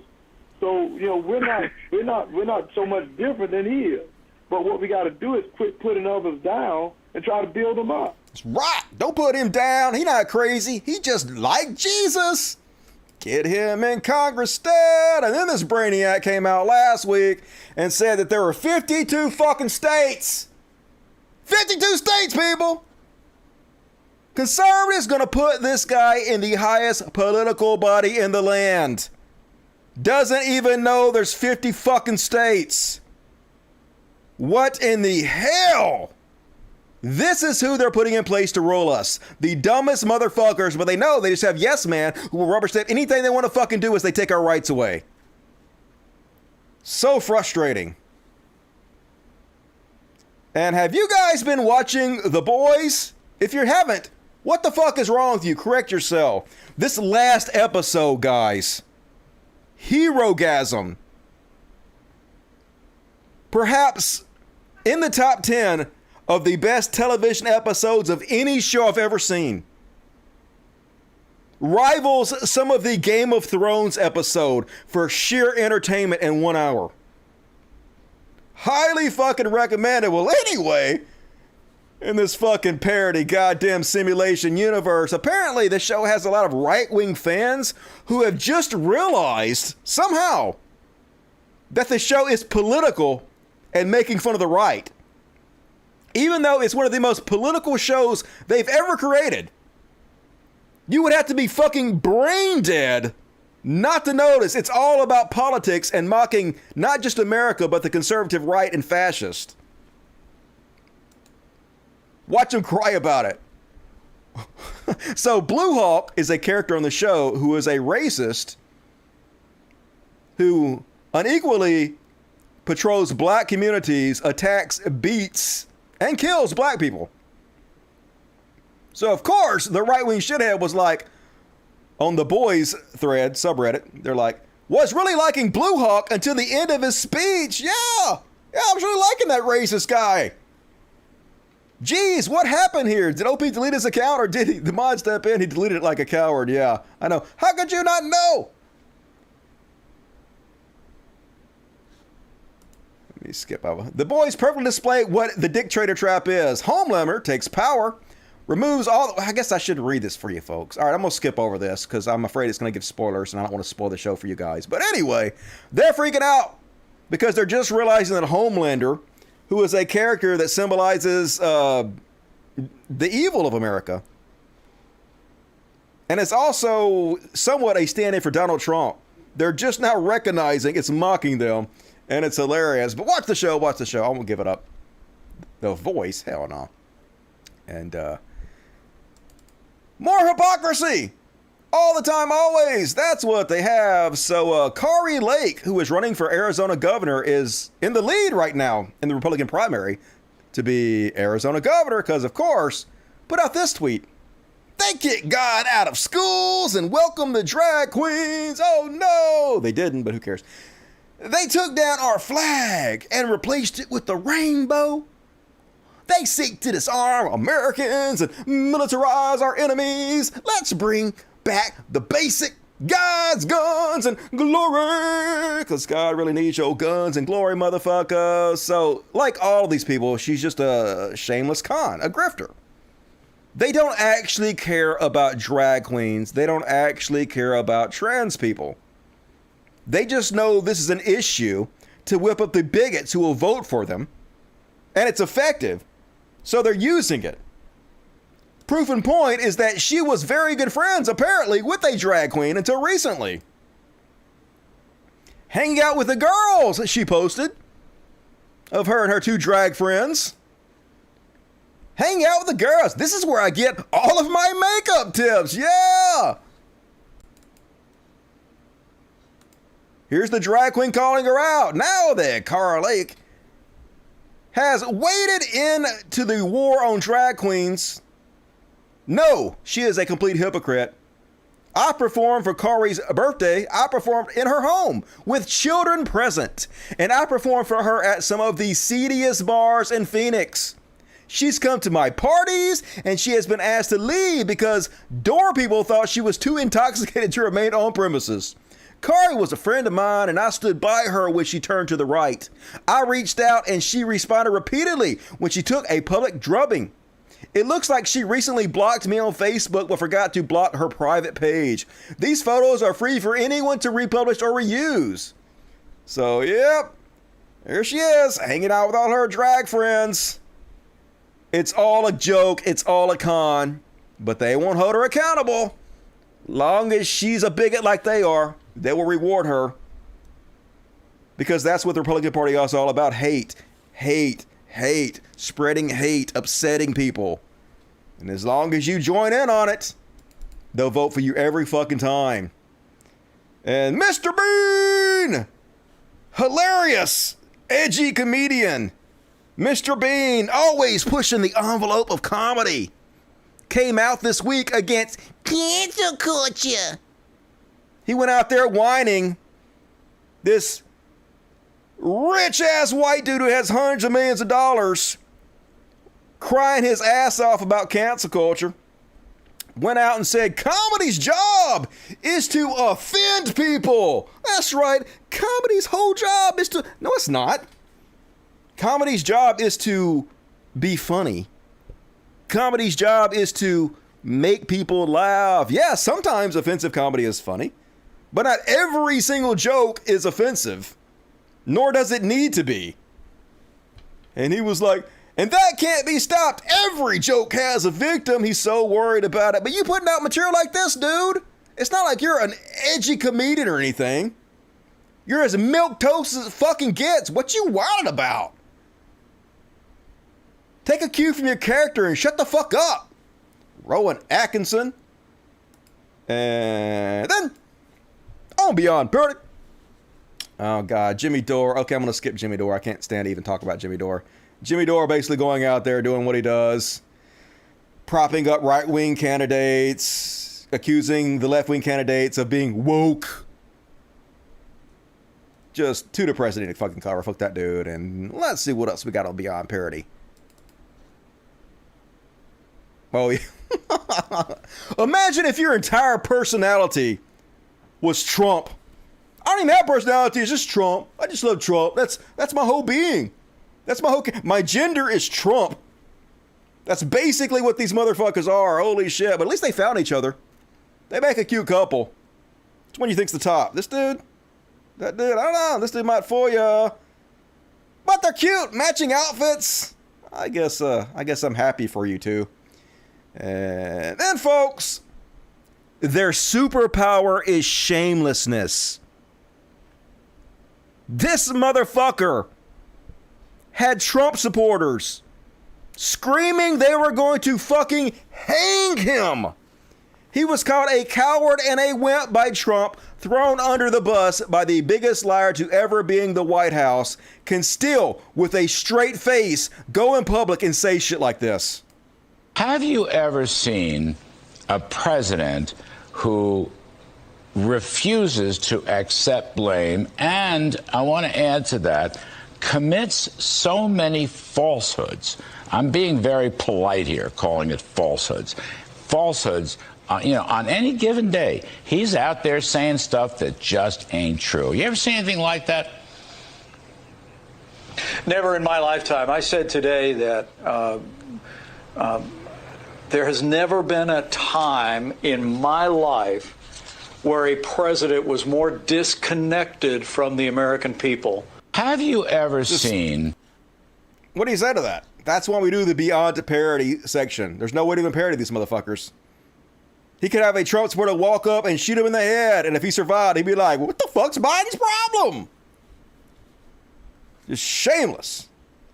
And here's a throwback for the Beyond Parody. You guys remember when Elon Musk went public and bragged about how at Tesla and SpaceX, henceforth, so you know it's official, Juneteenth, gonna be a U.S. holiday for his employees. Yeah, way to step up, Elon Musk, and show how much you support progressiveness. And then he was like, oh, well, let me clarify. They don't get paid time off. Yeah, you don't get paid time off. It does require use of a paid off day. So you got to use like one of your sick days or some shit, like you would on any regular day that you wanted to miss work. So not actually doing anything to help you whatsoever, but still gonna fucking take credit for it. Hero Elon Musk. Good God. Cannot stand that guy. And then, warning, cringe alert. For those of you who are susceptible to cringe-based injuries, please secure yourself. Dave Rubin went on Gutfeld, and when these two geniuses of comedy get together, it's going to be a side-splitting good time. I just want to say, on the off chance that I say anything offensive here during the Gutfeld exclamation point program, I just want to say that I'm doing today's show as a black lesbian. That's what I am. He identifies as a black lesbian. Oh my God, it's hilarious. It's the attack helicopter joke for the 10 billionth time, just, slightly different. So it's okay, folks. Don't worry. Cutting edge genius from super funny Dave Rubin. Cringe! And folks, here's one for the Beyond Parody record books. Joe Rogan might be the least self-aware motherfucker on the entire goddamn planet. Here's the beautiful part, though. At least his own fan base is starting to turn against him. If you go to the Joe Rogan subreddit, most of the posts now are pointing out how ridiculous and cringy he is. Here he is describing other people, but it's very clear he's actually describing himself. That switch political switch political affiliations, like they get lured in to the other side and they get a lot of attention from this transition, and so they make this transition and everybody loves them, and so then they go all in. It's generally speaking, I see it from people that used to be left wing and become right wing. Yeah, and they go all in, and it becomes an identity. You're literally talking about yourself, dude. That is you. I know he's probably thinking Dave Rubin or some shit, but holy shit, Joe. Take some of that fucking money and buy a clue. And then, folks, they were making fun of him again on his own subreddit So he gets cut off by his friends who are in the studio talking to him. But before he gets cut off, you can tell what he's doing. He's about to give a speech about how you're not even allowed to hang around with your friends anymore and talk. Look what they took from us, y'all. But they cut him off before he could. Watch him ridiculously whine about how he's not allowed to say whatever he wants to anymore while he's saying whatever he wants in front of millions of people. While I'm drunk and high, I'm so happy we do these. Yeah, dude, these are so so fun. happy. They make me so happy because they're so wild. This is what we would really do. You know, Wow. if you allowed us to do whatever we'd want to talk shit, this is what we would do. Who stopped? This Yeah. is exactly how we do it. We'd get high, we'd get drunk, we'd talk shit. Hell yeah. This is this guy talking, dude. Shaking things It's up. what we used to do. It's what people used to do. It was like fun. Michael but, J. Fox. But, you know, to be able to do it in this day and age, it's like a fucking... But to be able to do it this day, hey, we used to just get around and talk to each other, but now it's illegal. Says a guy worth like $500 million saying whatever the fuck he wants in front of 8 million people. Just how do you parody this? These fucking whiny piss babies got everything, still pretend like the world's against them, but they cut him off, which is kind of funny. Shaking things It's up. what we used to do. It's what people used to do. It was like fun. Michael J. Fox. But, you know, to be able to do it in this day and age, it's like a fucking... How dare you? Sorry, I like privilege. MJF. He's a great guy. Great guy, cute, little. Back to the Future was shaky. an awesome movie. So cut him off. God damn it. Why do people watch that show? Holy shit, it's amazing. And then, folks, took even more shit from his subreddit for lying, so then he goes out there and he blames the failure of the Uvalde cops on the defund the police movement. Now, you might be thinking what I'm thinking, what the fuck you talking about? They didn't defund the police. The Uvalde police had like 40% of the budget for the town. Where have they defunded the police? None of this has actually fucking happened, Joe. Argument that's like missing about the police is that the police don't train the way special operations train, but yet they're involved in combat scenarios on a regular basis. Yeah, so what we're experiencing right now is a byproduct of what society has forced police to become. You know, they're demonizing military training for law enforcement. It's our fault. And then obviously we just experienced defund the police. And you know, nearly every large city has seen a crazy rise in crime. And the ones that, these large cities that defunded their police, to include Austin, you know, we've never seen homicides like this. They defunded the police in Austin? You sure about that? Anyway. That ain't it. They jumped on him on his own subreddit. You love to see it. Tim Kennedy and Rogan blame the defund the police movement and the overall emasculation of police for the poor performance of Uvalde Police Department. Had nothing to do with that. 40% tax revenue in Uvalde goes towards the police. It was not defunded in any sense of the word. And they just did a school shooting training at the school just a couple weeks ago. Rogan doesn't care. Joe Rogan Experience is straight up right-wing agitprop these days. Yes, it is. Stuff like this is why I stopped listening to Rogan's podcast. I literally felt like I was getting dumber just listening to him and his idiot friends say dumb shit like this. It was pretty obvious that he went far right in 2015. Stop listening then, haven't ever regretted it since. The part of the clip where he uses the analogy of preventing rape by cutting off your penis legitimately lowered my IQ, and I had to shut it off. So at least some of his fan base are waking up to how stupid he is, but he's just picking up a new fan base of right-wing shitheads. So he doesn't care. He's more than happy to swap one for the other, undoubtedly. And one more, folks, on Beyond Parody. They got a conservative credit card now, folks, because you know your credit card knows what your political affiliation is. Super cool. The grift never ends. Coin? Is that how you pronounce that? I don't know. Coin? America's first credit card for conservatives. Yeah.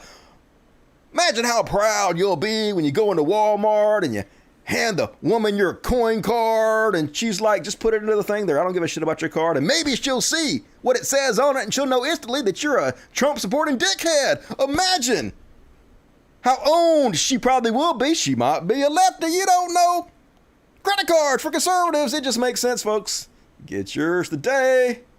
Super cool. And all right, folks, that's my Beyond Parody. Holy shit. And we're into overtime. Who loves overtime? You love overtime. Reward me from overtime. Get in your super chats. Get in your likes on the video. Do all the things while we move to the next section that I like to call Trash World! Trash World! Dumpster fire, hellish trash world! Trash World! And it's all Trash World all the time on the Dusty Smith Show. And did you guys see this one? Hopeless. That's what our society is. Like I said, the grift never ends, folks. Now Kyle Rittenhouse has released yet another game. The second one that he's released in a money grab. They're putting out these really cheap games. They just use pre-made assets that they just throw in. They like literally throw this game together in 10 minutes. And they sell them to shitheads who are trying to own the left. So even though the game's bad, it doesn't matter. Their whole audience just buys, look at how people gonna be upset by this. So, cringe warning once again. Here's the new Kyle Rittenhouse game called Turkey Shoot. Hi, I'm Kyle Rittenhouse. You might know me as the guy who was recently acquitted from all charges in the Kenosha self-defense case. You're the murderer who punched a woman and then shot a video about how you wanted to go shoot looters, and then you took your AR-15 and found an excuse to murder people and did it. Yay! What a hero you are. From the very beginning, I did nothing wrong. But that didn't stop the media from smearing my name. You're such a victim. It's time to fight back against the fake news machine. This is why I'm launching the Kyle Rittenhouse Fake News Turkey Shoot video game. Just look how cheap this looks. It's just the same thing over again. It says fake news. It says CNN. You shoot them, girl. The media is nothing but a bunch of turkeys with nothing better to do than push their lying agenda and destroy innocent people's lives. So go to RittenhouseGame.com and pre-order the game now and help me fund the lawsuits to stop these fake news turkeys. It's the fake news turkey shoot. Got a laser gun going pew pew pew. Filing lawsuits. And we about to bankrupt the fake news. Go to RittenhouseGame.com. Pre-order now. Okay, I should have put this one on Beyond Parody. I already had too many in Beyond Parody, folks. But Trash World! Yep, ask people buying this. Look at all the lefties we owned by buying this piece of shit game we won't play for 5 minutes. Just so sad what our society has become. And don't worry, folks! They solved gun violence! They did it! The Supreme Court voted to... Oh, wait, they voted to add more guns? Yep. Supreme Court rules against New York gun permit law. Oh, so gonna be a lot easier to conceal carry guns in New York now. The exact opposite of what this crazy gun nut culture society should be doing. Of course it is.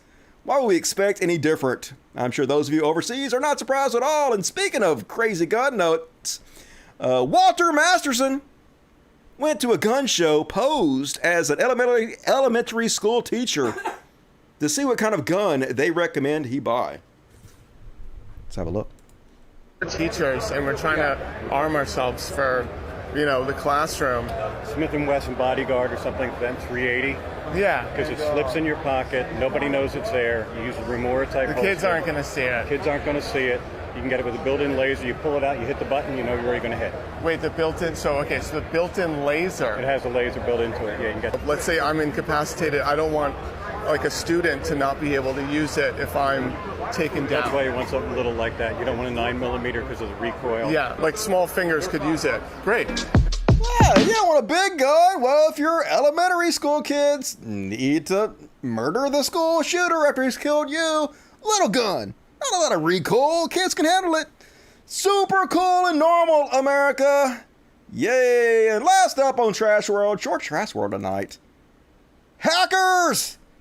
Fucking hackers did it again. 100 million worth of crypto has been stolen and another major hack. It just again and again and again, folks. If you want to lose all your money, invest in crypto. Very fast way to do it. They just had a loss of 600 million recently and then another loss of 320 million. And now they have a new loss of 100 million. So, super cool. This is what you wanted. You guys wanted no regulations, no government intervention. And good luck on losing all your money, fucking morons. And that's my trash world.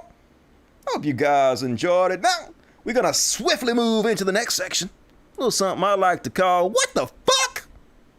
Boom, nailed it. Perfect timing as always. And first off, on tonight's what the fuck? You guys see this one? This one's super viral. You probably already saw this one. This is how they handle alligators out in Australia. This guy's like, okay, I got it. Don't worry. Get him, Tiger. What the fuck you doing? Get the fuck back. Smash your face with a frying pan. I'll put you in this frying pan, alligator. Cook you up delicious. Better get off in your swamp. And then, folks, talking about fucking yikes. Meanwhile, at Hobby Lobby, they got a fascist love corner here, all about back the blue. Real heroes don't wear capes. Blessed are the peacemakers, for they will stand in the hallway and let your kids get murdered while they do nothing. Children of God, they're the God man. Don't you question our God man. They're above all you. Fuck you, Hobby Lobby. What the fuck? And poor Gator.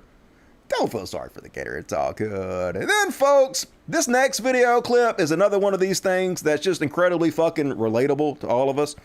You know how sometimes you're at a Tijuana whorehouse and you're banging the whores, just left and right banging the Tijuana whores, and then they leave the room and you got post-nut clarity and you're like, why am I paying for all these whores and I'm not even horny anymore? And the whores are bad at their job. They didn't make you pay ahead of time like they're supposed to do, so you ain't paid yet. And also, somehow, the whores left their purses in the room with you, so you grab their money and then you jump out of a 2-story window and hit the ground and run away.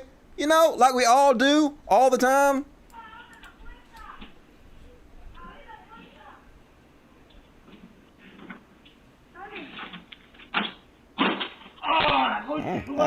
Ow. Yeah, mistakes were made. Can you still run? Better get up. Yep, you pay for it one way or another, dude. Hope you got some socialized medicine in that country. And then the Tijuana whores are like, hey, you stole our money, didn't pay us. Get the fuck back here. And this guy, he don't give a fuck. He like, I don't get paid enough for this. But I'm just saying, I'm kind of disappointed in these Tijuana whores. You always get the money up first. That's like Ho 101. These Tijuana whores are just bad at their job, in my opinion. And one more on the what the fuck section. Last up, holy shit, folks. So I know it's a different culture that these people live in clearly.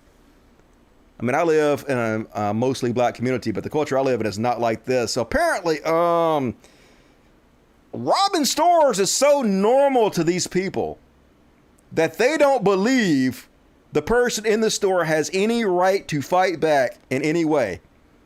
So apparently their brother went inside the Dollar General, stuck a gun in the clerk's face to rob her, and got shot.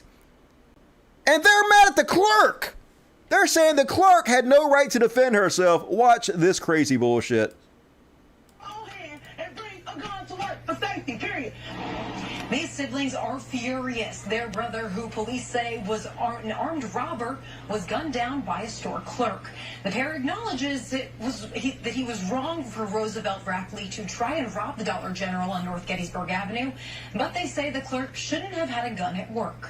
Rochelle and Juwan Rapley say their younger brother, Roosevelt Rapley, was the second of 10 siblings killed by gunfire. I still don't believe it. Like, at the end of the day, I don't believe my brother is dead. It ain't kicked in yet.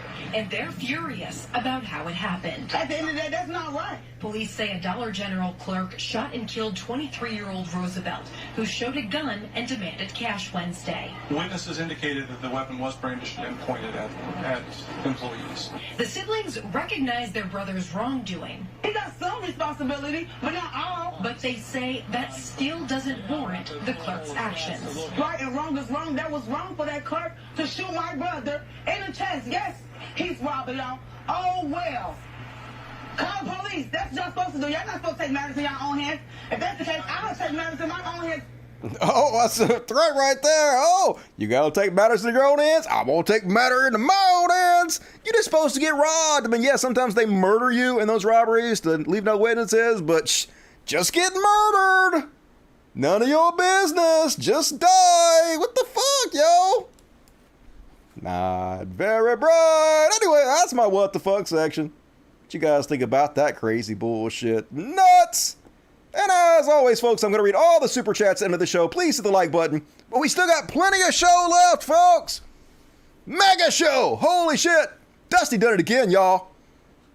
And next up, gonna do a little bit of bitch. Y'all caring too much. Ding. And first off, on the Karen Cavalcade, did you guys see this one? I gotta find, God damn it, I didn't do this one right. So, this gentleman pretended he was a police officer, William J. Ryan, and drove past an actual off-duty police officer and said some racial shit. Let's see if I can find it. I don't know where the whole video is. Let's just watch this one little clip. I'm a cop, you asshole. I'm an off-duty trooper, you fucking stupid nigga. That's how troopers act on duty. That's how troopers act. You'll never be white. You'll never be white. That's how troopers act. Fuck you. That's how troopers act. Fuck you. Law enforcement don't act like that. So that was even a longer video where they were in an altercation and whatnot. He said a bunch of more racist bullshit, but yep. Now he's being investigated for a hate crime, so good luck on prison there. William J. Ryan, 60. Another one of these doughy, tough-ass white men with his racism. And then, here's another great example of toxic masculinity. Dude feels like he's been disrespected by this other driver, got to jump out of his car and threaten the shit out of her. And she handles herself perfectly. She stays totally calm, addresses herself like a champ.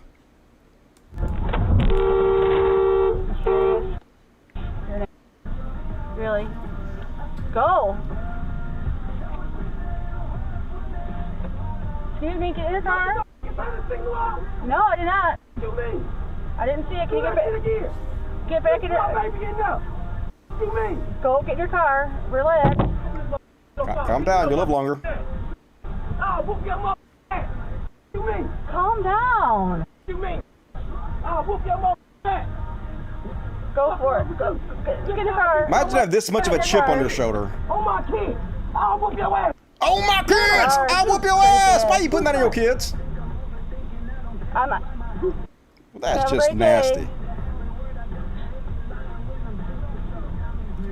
You could have been gone, bitch. You could have been gone, bitch. Yeah, I heard that. He ain't done. He got to try to back up like he's going to back into her. Get out again. I got some more to say to you.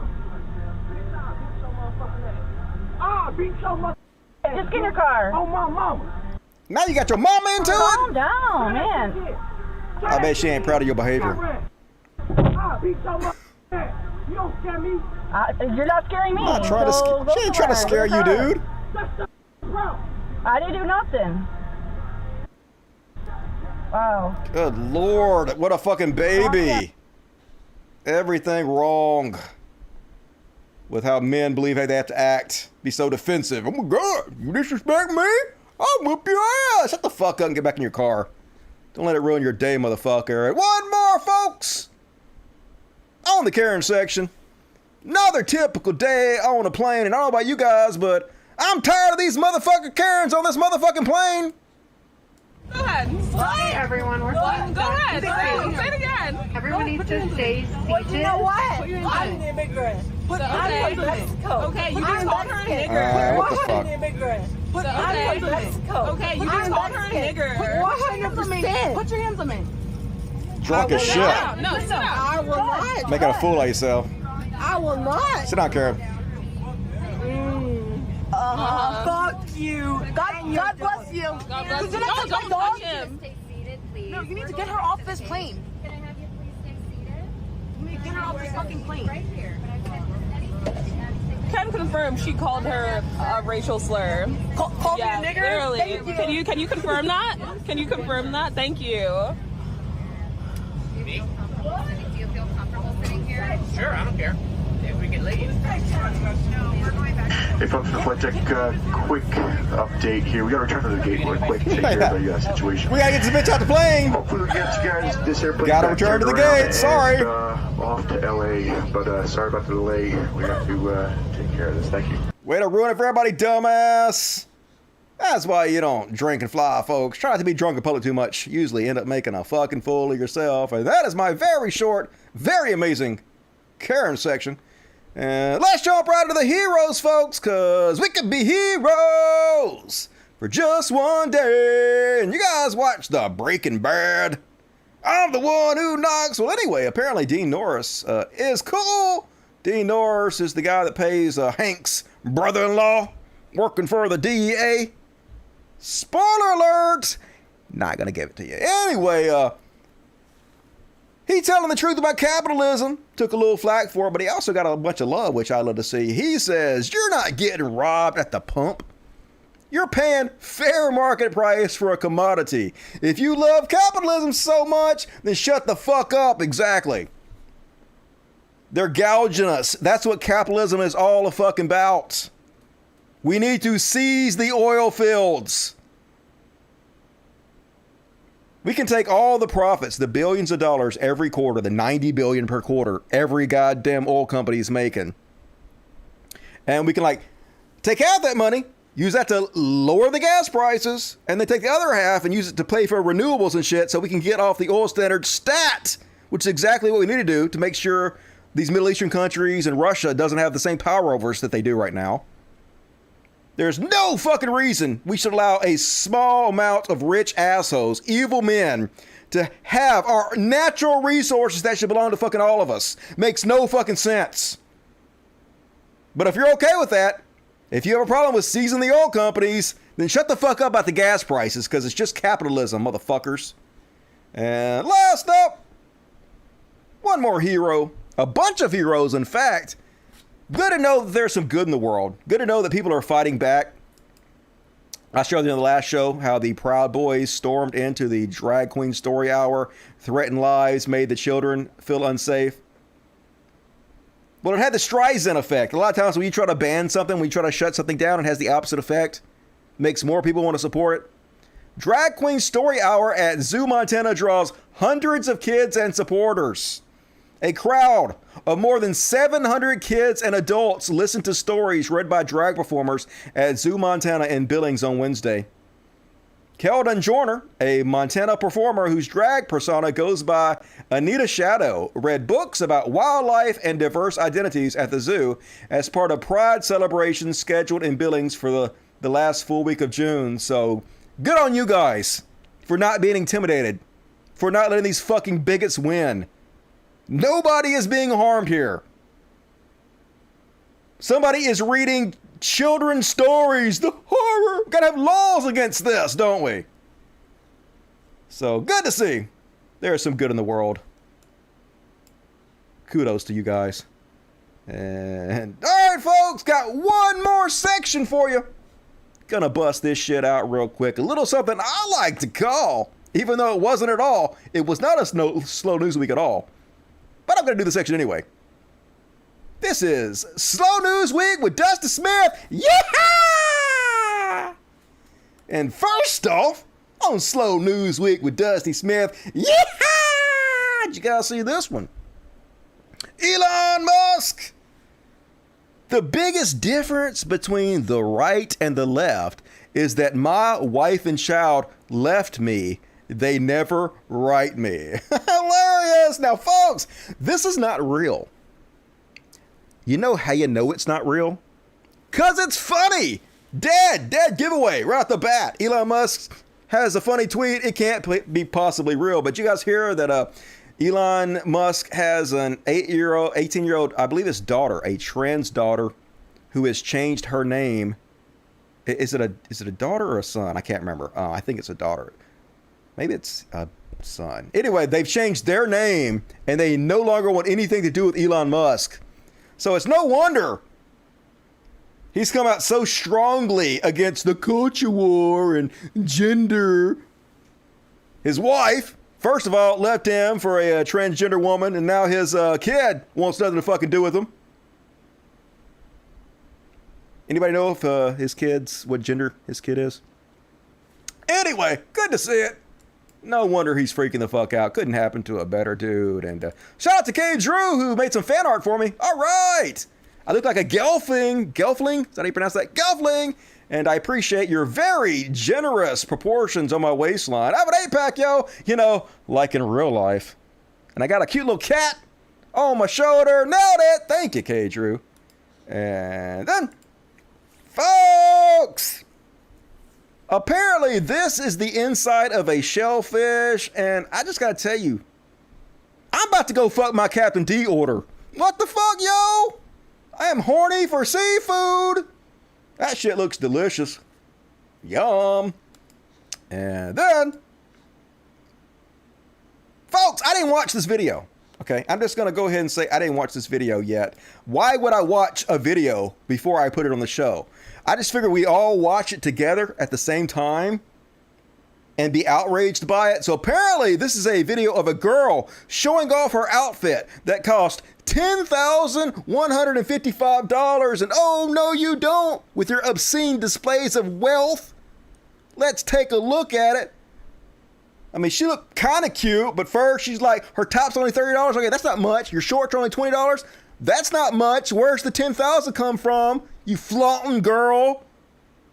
Wear that. Jacket only $45. I don't see no $10,000 in your crappy. Oh, it's her prosthetic. Oh, okay.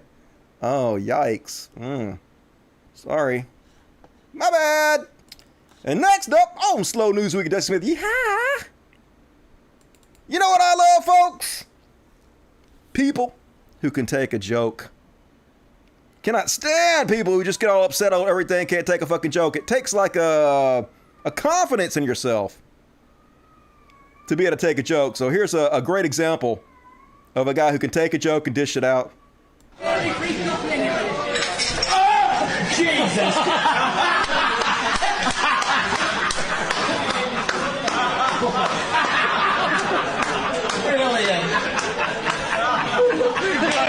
Love to see it. Just good natured all the way around. Makes you feel good down in your bones. And this one should have been in beyond parody. I'm gonna save this for the next show because that's so stupid. All right, and and then folks, Rand Paul and Mo Brooks went out and addressed a very, very diverse crowd at their rally. Let's have a look at the diversity. Look at all the diversity, folks. Look at all the diversity. Oh my God. It's nothing but old white folks. Of course it is.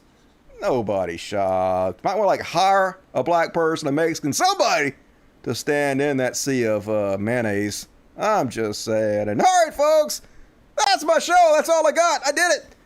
2 hours and 30 minutes.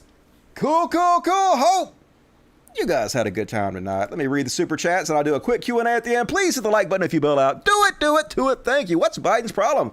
Funny and very, very sad. Yeah, man, like I said, better every way than Trump, but that is an incredibly fucking low bar. Thank you, Morton. Chris999, you have probably answered this before. I was only introduced to the greatest show on earth a few months ago. Do you have 2 Patreon accounts?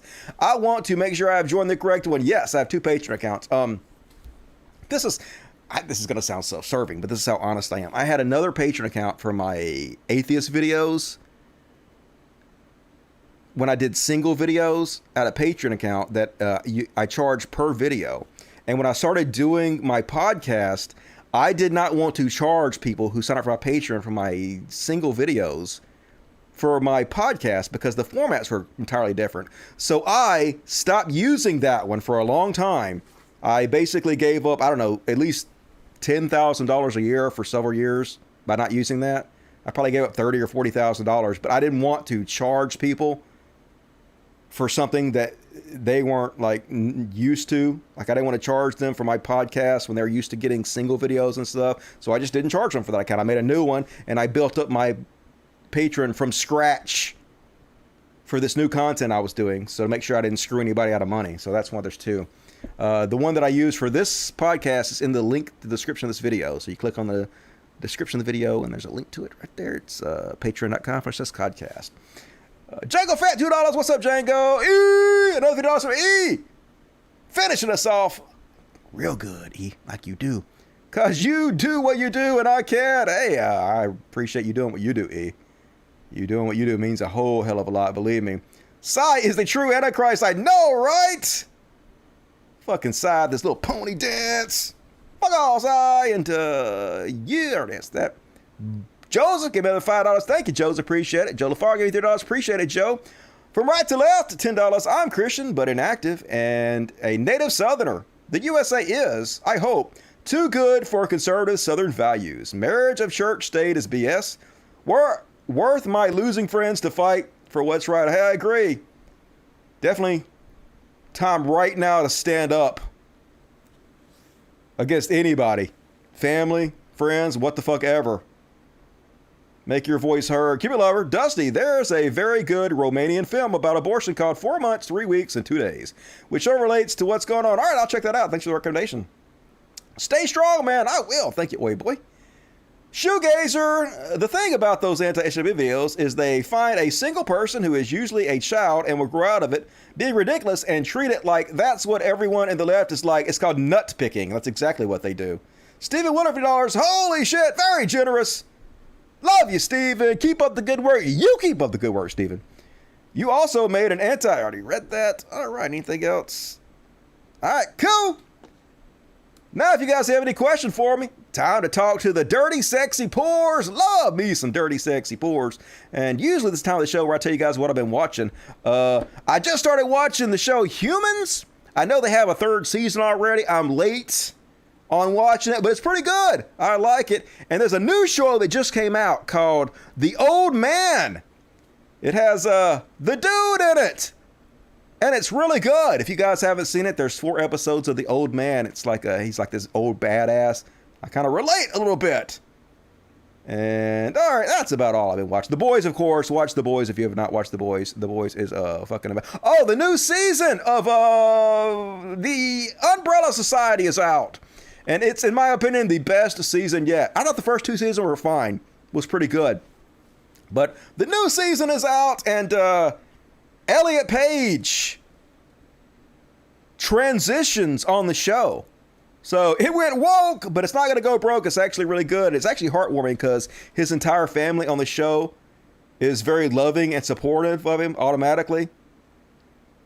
The show starts out where he is still playing a female character, a female presenting character, and then he transitions to Nicholas, I think that's what he calls himself in the show. But anyway, very good, very, very good season of the Umbrella Society. Highly recommended. Now, what you guys got to say, do you think we will have another American Civil War? Like, I didn't, but who the fuck knows what's going to happen now? I would not be surprised about anything that happens at this point. Do you think religious fundamentalists will eventually become a majority due to their high fertility rates? No. I think they will continue to rule as a minority, but like, I don't give a shit how many religious people have kids. What I care about is that you give me access to their minds, which YouTube does. I can reprogram these motherfuckers. I ain't got no doubt about that. Severance is a very good show too. If you haven't seen Severance, highly recommended. Good show. What else we got here? Anything else pop up? I hope it makes the characters more likable. They were my least favorite character. What character are you talking about? Stranger Things. Don't like Stranger Things. I cannot stand shows with kids. I don't know. That's just me. I'm dead inside. Can you do anything else? Umbrella Academy is cool. I like it. Yeah, pretty good. Are you going to move to Canada if things get worse? Hell no. I like where I live. I'm going to stay here and fight to the very end. That's what you do when you're a true patriot. Not one of these fake patriots that want to overthrow the government and install a dictator. Real patriots stand and fight. They don't run. Pendulum swings. Hopefully it does. Dusty, what do you think of the idea of human eugenics? Do you think we should stop people with genetic diseases, criminals, and people with low IQs from reproducing?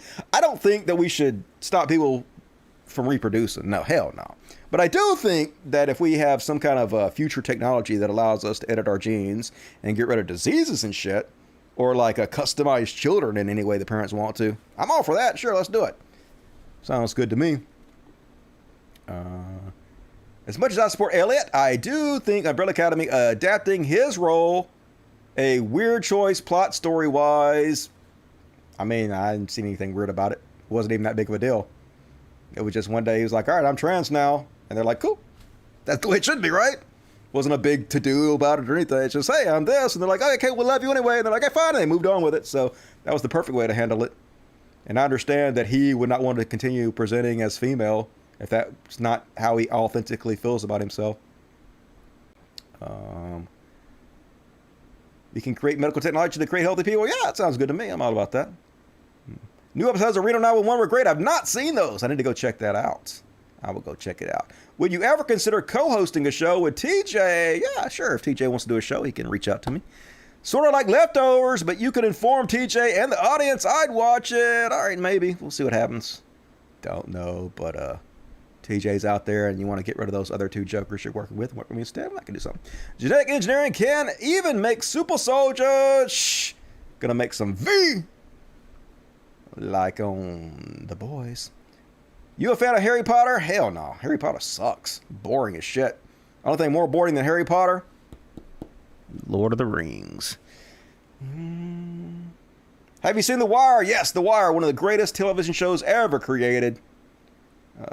Rest in peace, Omar. Shouldn't have done those drugs. You're supposed to rob drug dealers, not do the drugs, Omar. So disappointed in Omar. Welcome to Dust Buddies. Brandon Boy, good to see you. Anything else? All right, folks, that's my time.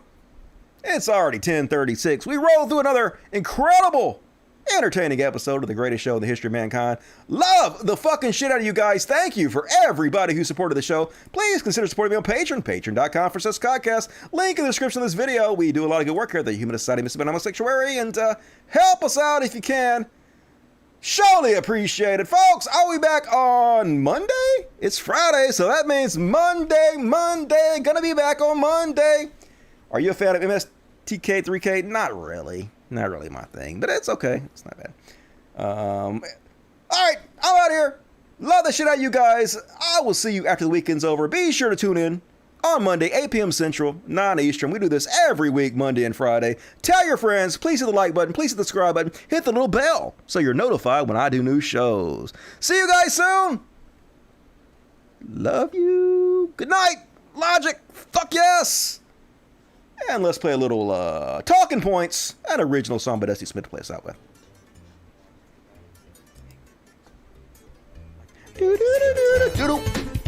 Go! So listen up!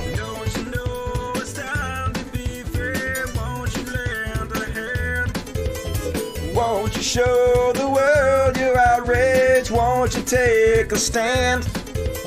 I call my race cause I just can't face this. Everyone seems so blind. I call my race cause I just can't face this. Every child's been left behind. All the rights are treaded on. All the rights could soon be gone. Civil rights just don't belong. Treated like some political pawn. Don't pretend that it is all fine cause you may end up on the unemployed line. Why your job gets reassigned to some Malaysian kid who's just pushing line. I'm a man of many talents, so let me break it down off fair and balance. I hope I'm on the roof right off the strong and I'm busting out my talking points. First they plan and then they lied about the WMDs. Then they drop off kill dads and moms and many more Iraqis. Then they vacationed as the nation's children went off to war. How many more of our kids must die for a barrel of oil? 100 billion spent to kill them. Meanwhile millions are still left here jobless while they run for lost civil rights as well. It's time to move on and improve on the red, white, and the blue. I'll keep it 50. Are you with me? These talking points are true.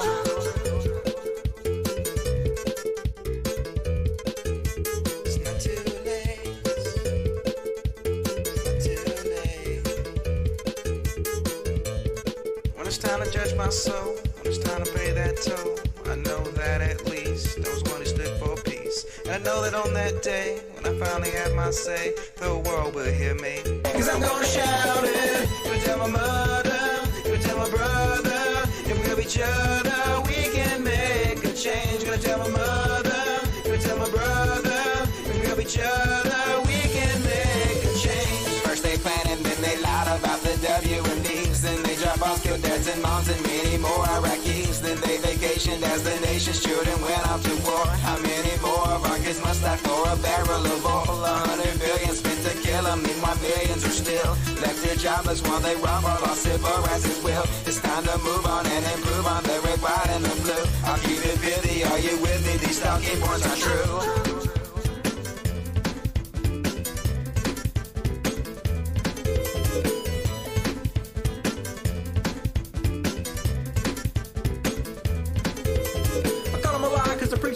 Spin the words like a top. I call them a lie cause it just never dies. Spewing their propaganda non-stop. Every day it's a single song. We're the right and you're the wrong. But never fear, we will fight on. We'll keep speaking truth until you're gone. In the end, one thing is true. We're the ones looking out for you. I hope roll the roof right off the storm cause I'm busting out my talking point. When it's time to judge my soul, when it's time to pay that toll, I know that at least there was one who stood for peace. And I know that on that day, when I finally have my say, the world will hear me. Cause I'm gonna shout it. Gonna tell my mother, gonna tell my brother, if we love each other, we can make a change. Gonna tell my mother, gonna tell my brother, if we love each other, we can make a change. Gonna tell my mother, gonna tell my brother, if we love each other,